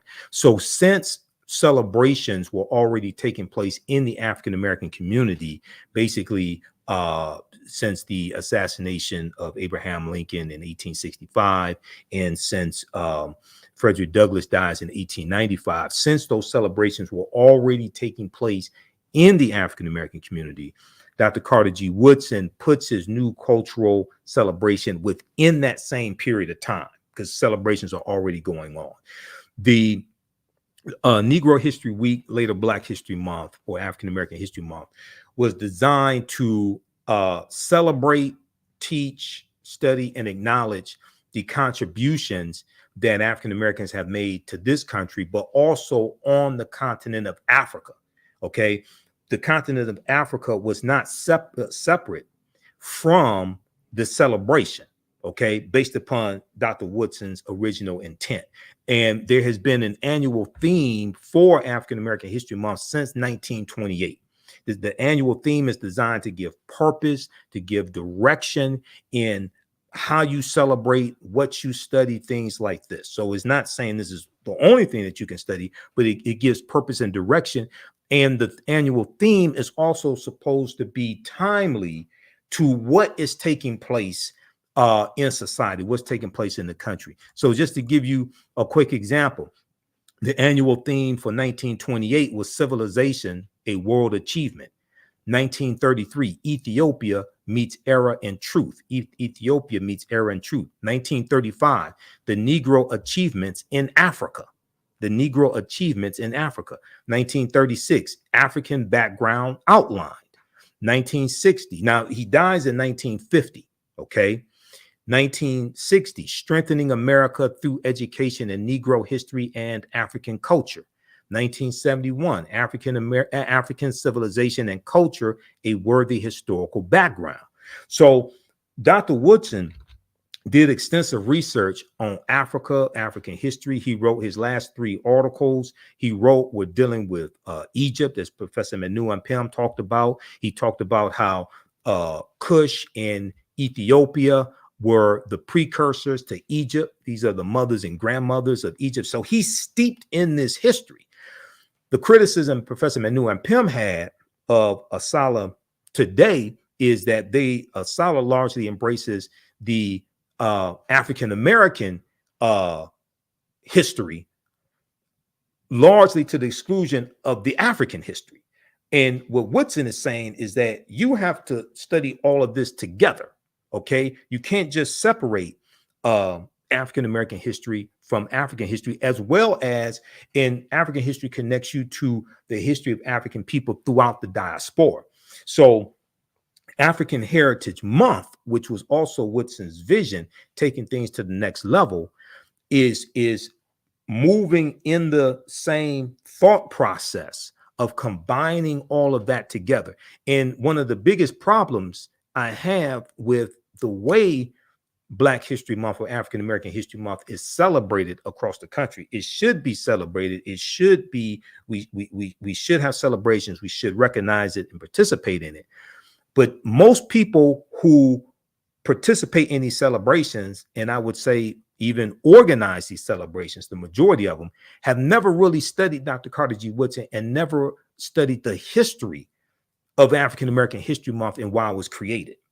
So so we get into, I oftentimes talk about how we don't have to keep recycling the same 15 to 20 sanitized Negroes every year, every February, because largely that's what happens. Or we get into these things that are like really superfluous, don't have substance, and people don't understand that African American History Month can be a very powerful tool to educate our people, but also educate America on history and the accomplishments, what African people have contributed to this country, but also to the world.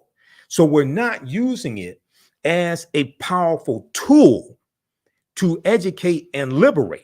Okay, it becomes just a celebration. It becomes something, to do because it's February. If we don't do it, people are going to say we're not Black. So we're going to have some type of celebration. Okay.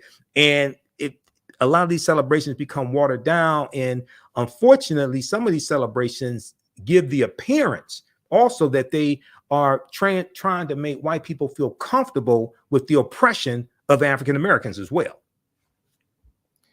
Yeah, absolutely. And another factor is just our disassociation with Africa because of what we've been taught through our educational process. The last thing some of us would want to be identified as is an African, but our dear brother Rashidi, he always talked about the idea of just Rashidi. Yeah.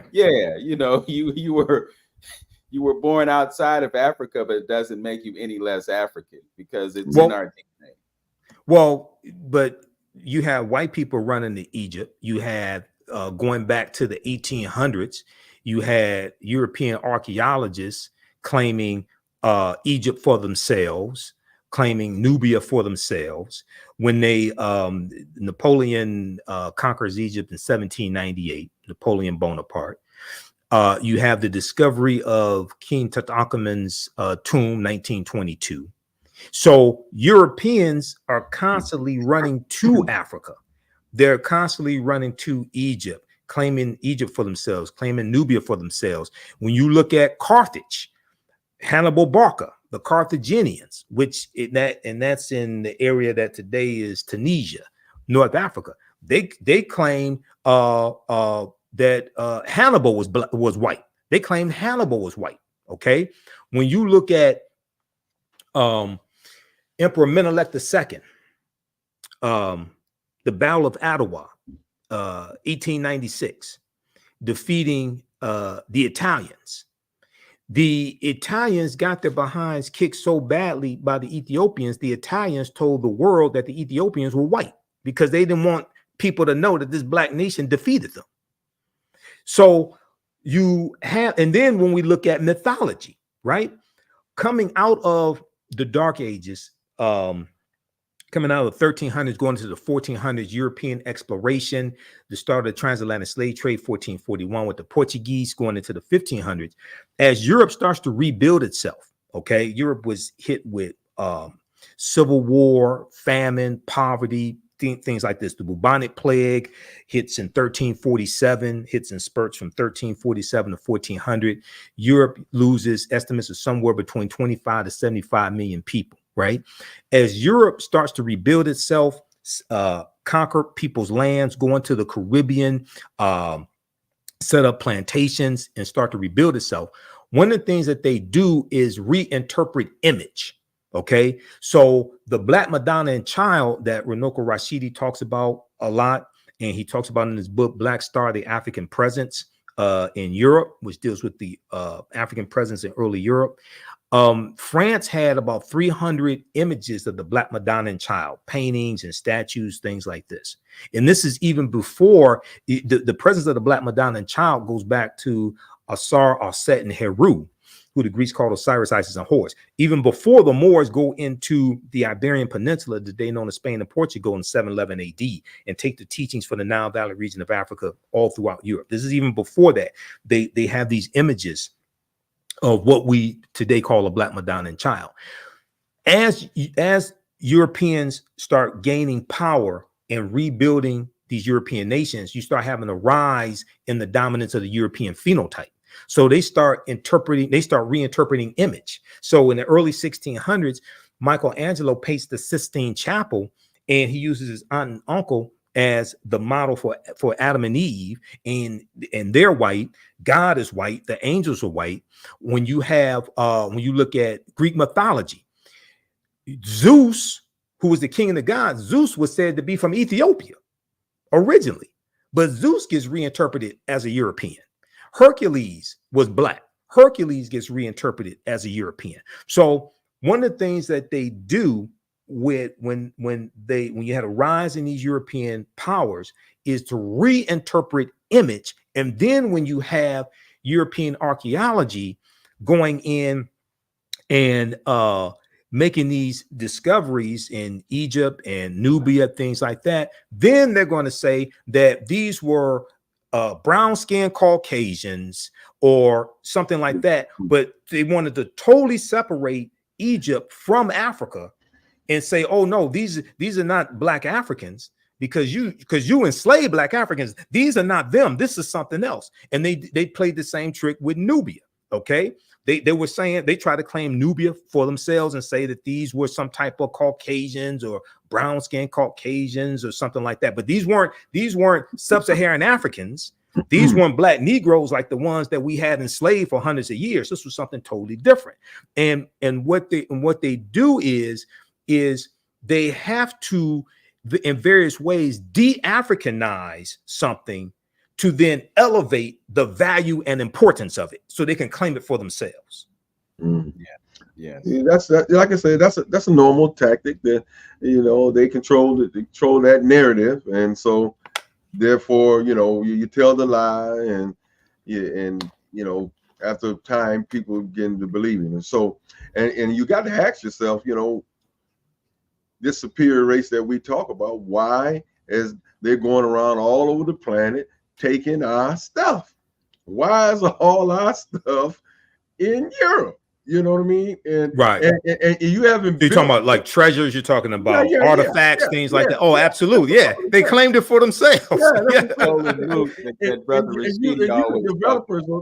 You the developers and the originators of all this stuff, but no place in your homeland do you have any of these, monumental structures there, but it's yours. And it's just like the Arabs over there.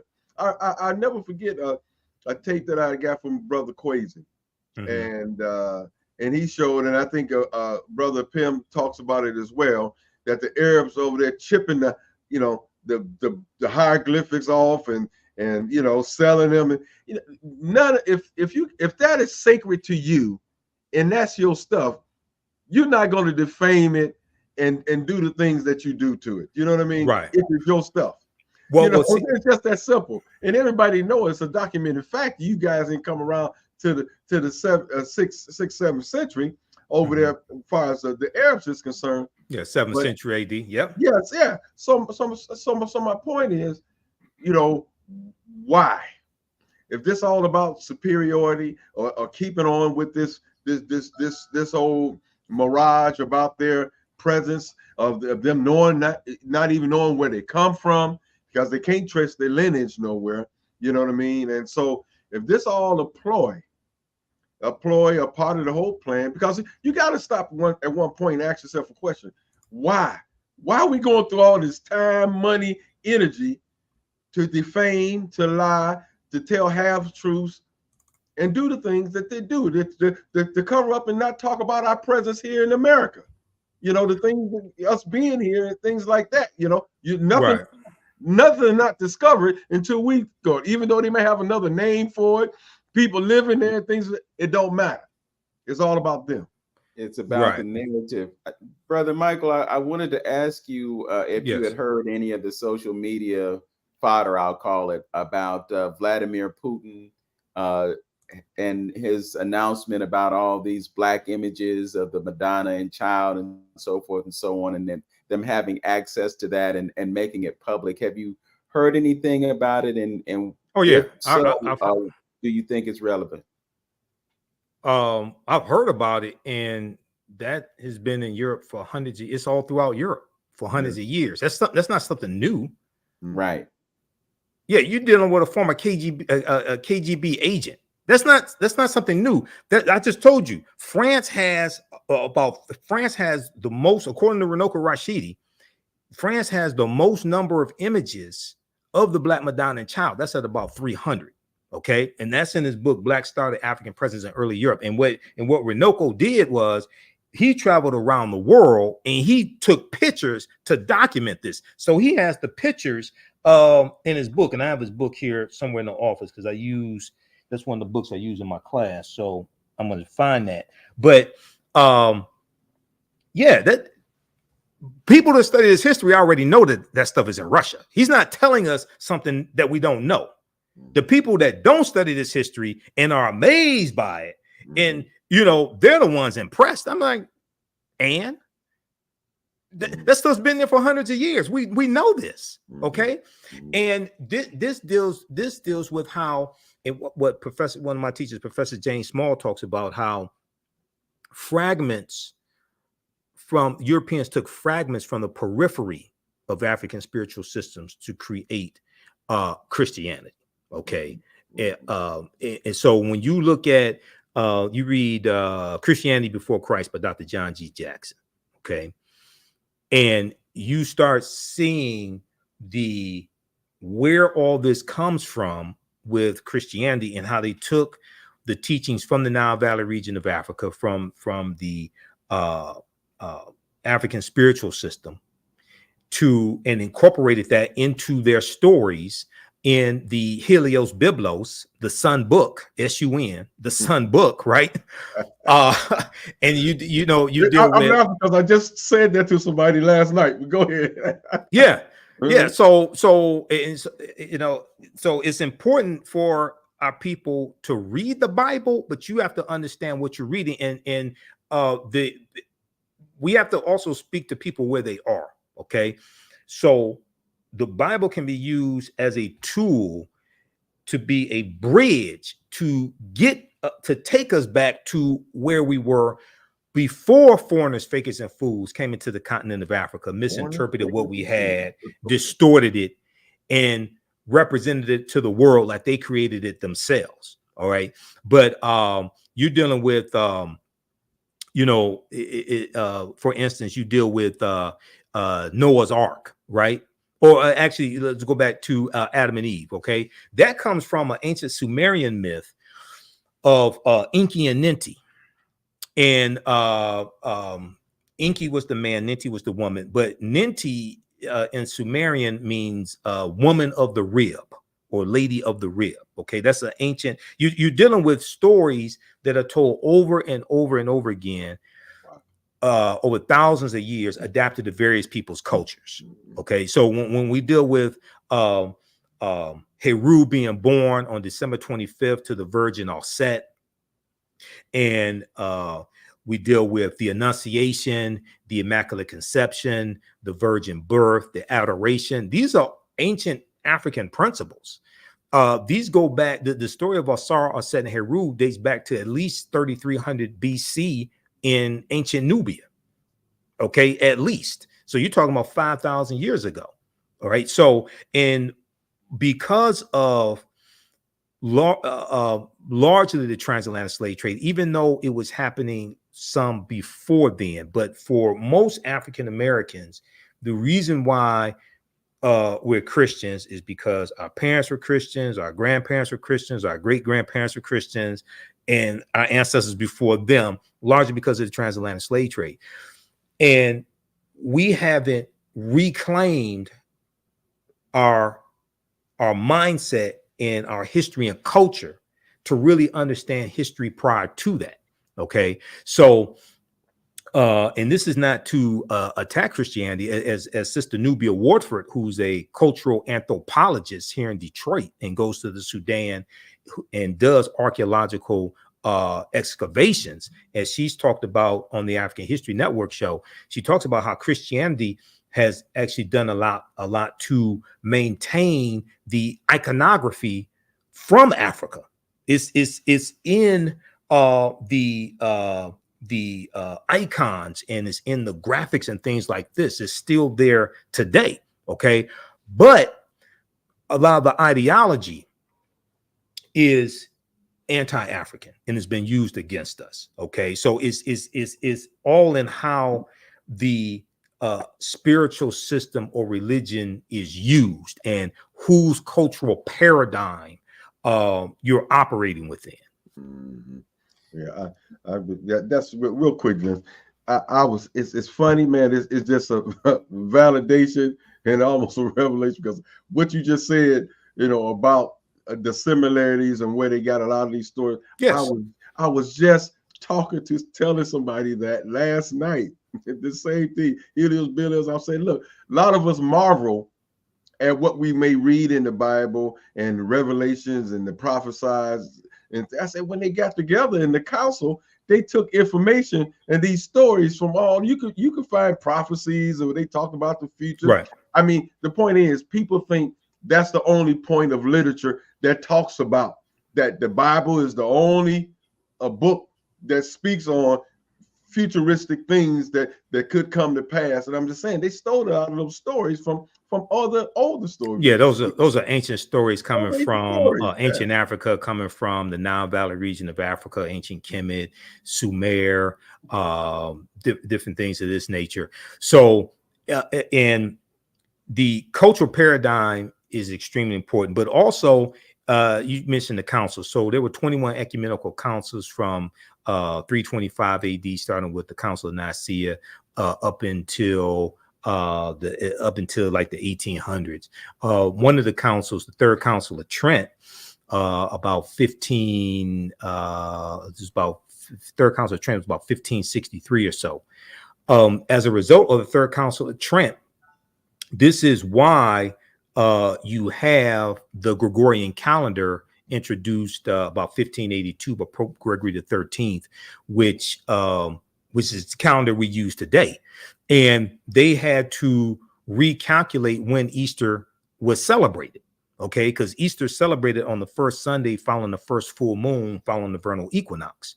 So Easter is a movable feast because it's based upon astronomy. Okay, now Christmas is based upon astronomy as well. It's based upon the movement of the sun entering into its lowest point, entering into the winter solstice, its lowest point around December 20th, December 21st, and then from December 22nd, 23rd, 24th, it appears the sun stands still. The sun does not move. And solstice actually means sun stands still when you look at the etymology of the word solstice. Then on December 25th, the sun moves 1 degree northward.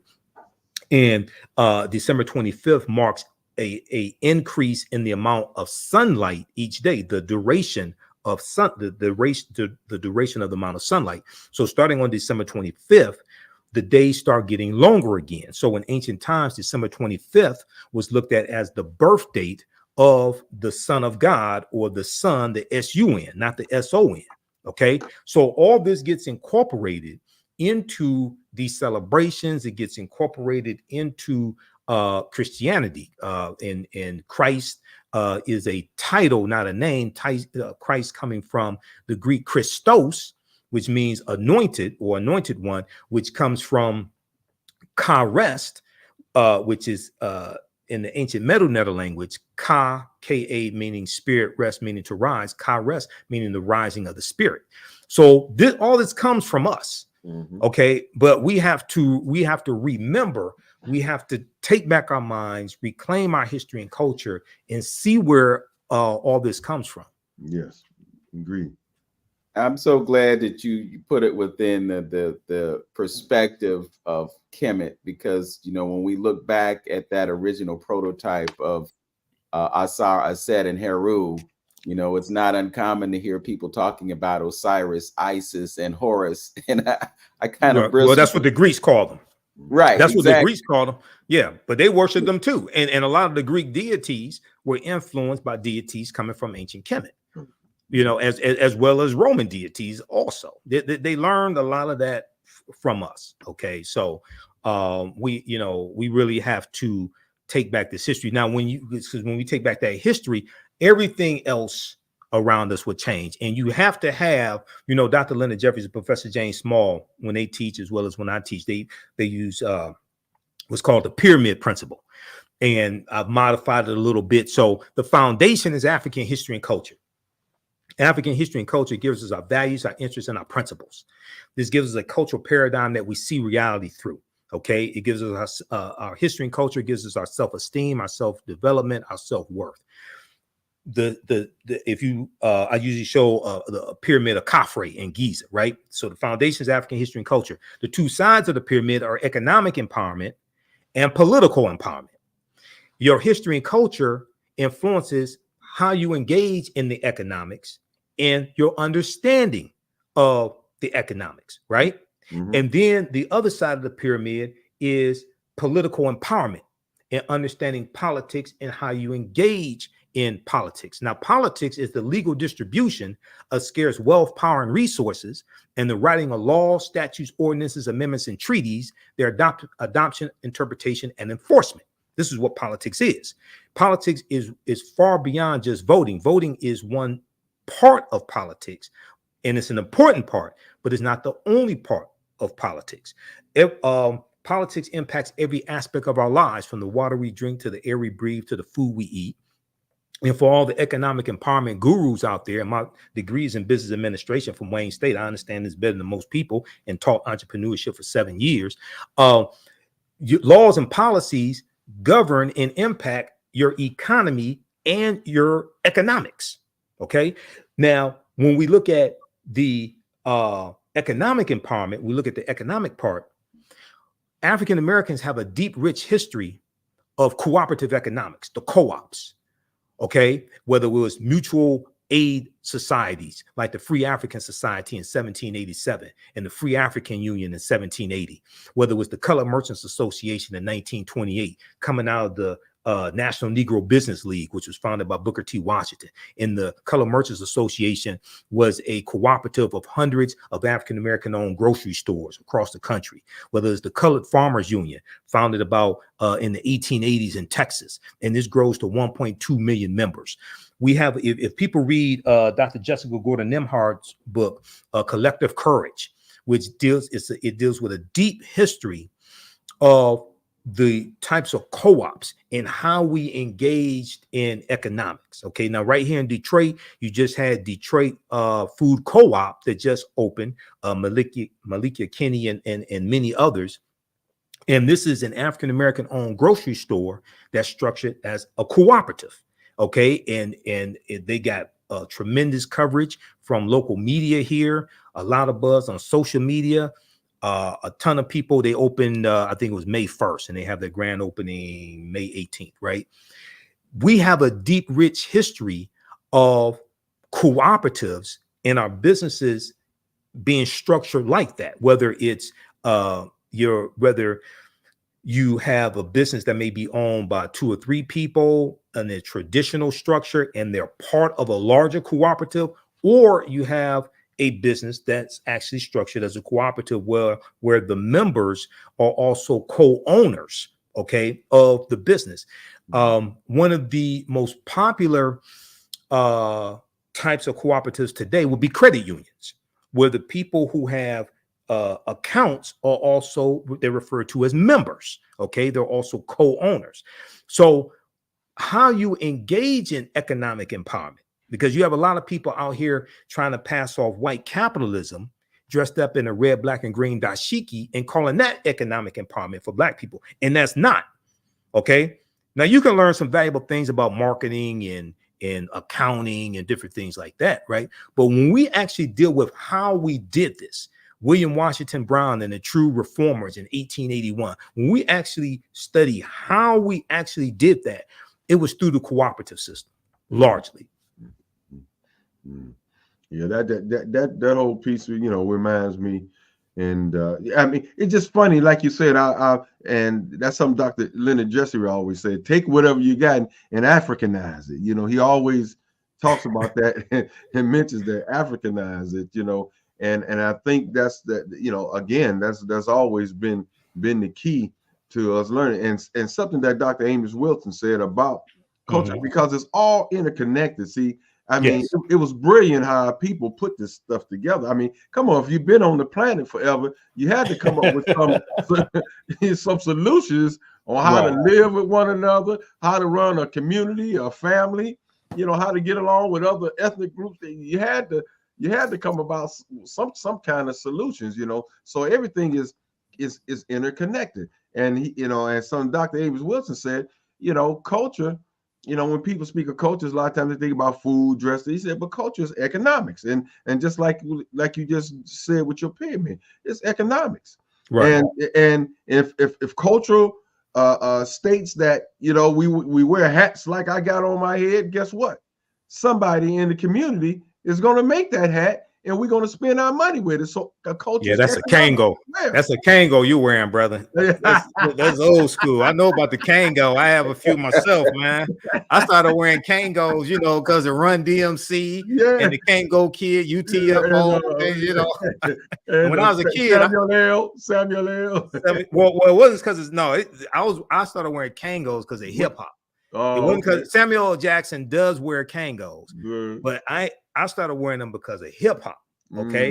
And when I was a kid, I couldn't afford Kangos. So when I became an adult, right, I could do that. So that goes back to Run DMC.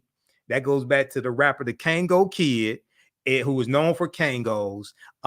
He was part of UTFO. Okay, they had the Roxanne songs, things like that, right? So that's what influenced me to, and also LL Cool J. Can't forget LL Cool J, right?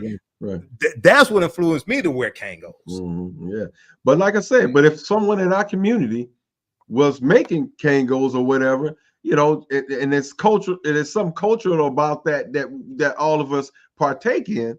Then culture is therefore economics as well. You know what I mean? And it's all interconnected, Right, exactly.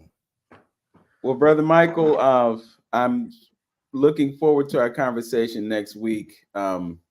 We talked about doing a part 2, and I'm looking forward to that. I'm going to promote your appearance on our show for the week on Facebook, as well as doing a promo on WERE, so people will be able to tune in during the radio hour. I know that you have a class to teach, and I got to go visit my mama. She lives 3 hours away, so I'm going to drive down to Chillicothe.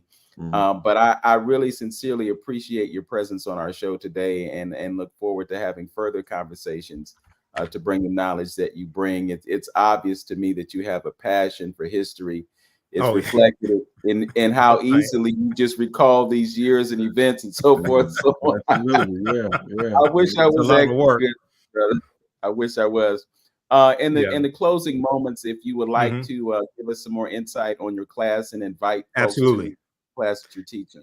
And I just posted a link here. So visit my website, AfricanHistoryNetwork.com, AfricanHistoryNetwork.com. I teach a class on Saturdays. Today is going to be 4 p.m. Eastern Standard Time. It's called Ancient Kemet, one of the original names for Egypt. Ancient Kemet, the Moors, and the Ma'afa, understanding the transatlantic slave trade, what they didn't teach you in school. So this is it's structured as a 10-week course, but we're going past 10 weeks. We have 4 sessions left, including today. We do the sessions live. All the sessions are archived and recorded. And when you go to my website, we have my class lesson plan there. For each class, you can download the class lesson plan as well. We do thousands of years of history and what leads up to the transatlantic slave trade taking place. I've been teaching this class since 2017, and it evolved because because of me doing my online radio show at the time, people had so many questions for me. Okay. Yeah. If you just scroll down, you'll see the information there for the show. I mean, for the class, if you scroll down, people had so many questions, and they were asking me I was already doing lectures. They were asking me to teach classes. So we take you throughout history. We look at some ancient African societies, Kemet, Nubia, Ta-Nehisi, Ethiopia, things of this nature. And we try to go through history chronologically. And you keep going down because it shows the flyer and gives more information. It shows my class lesson plan. So we have classes May 11th, May 18th, May 25th, and June 1st. Okay. We do the sessions live. All the sessions are archived and recorded. You can go back and watch this anytime. So even after the class is over with, you'll still have full access.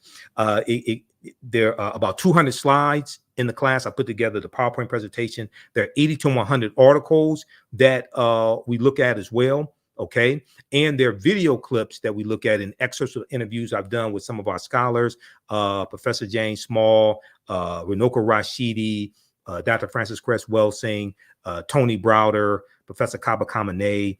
So we look at some excerpts of interviews that I've done with them also. This content, and if you scroll down below the picture, below the flyer, shows my lesson plan. The content is PG-13. The content is PG-13. So you can use this content with your teenagers, with your youth. It's not overly graphic. I don't do a lot of cursing, anything like that in the class. Okay. And we also deal with what the Moors introduced into Europe and how all of this gets twisted around when the Moors go in and educate these Europeans, because everything basically we taught Europeans came back to kick us in the behind.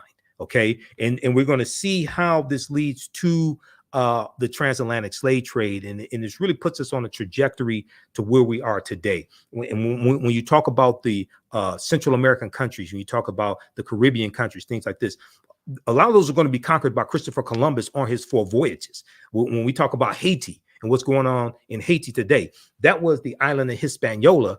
In the western third of the island of Hispaniola is where Haiti is. And then that's going to be conquered by the Spanish about 1492. But the French take over the western third of the island of Hispaniola in 1697.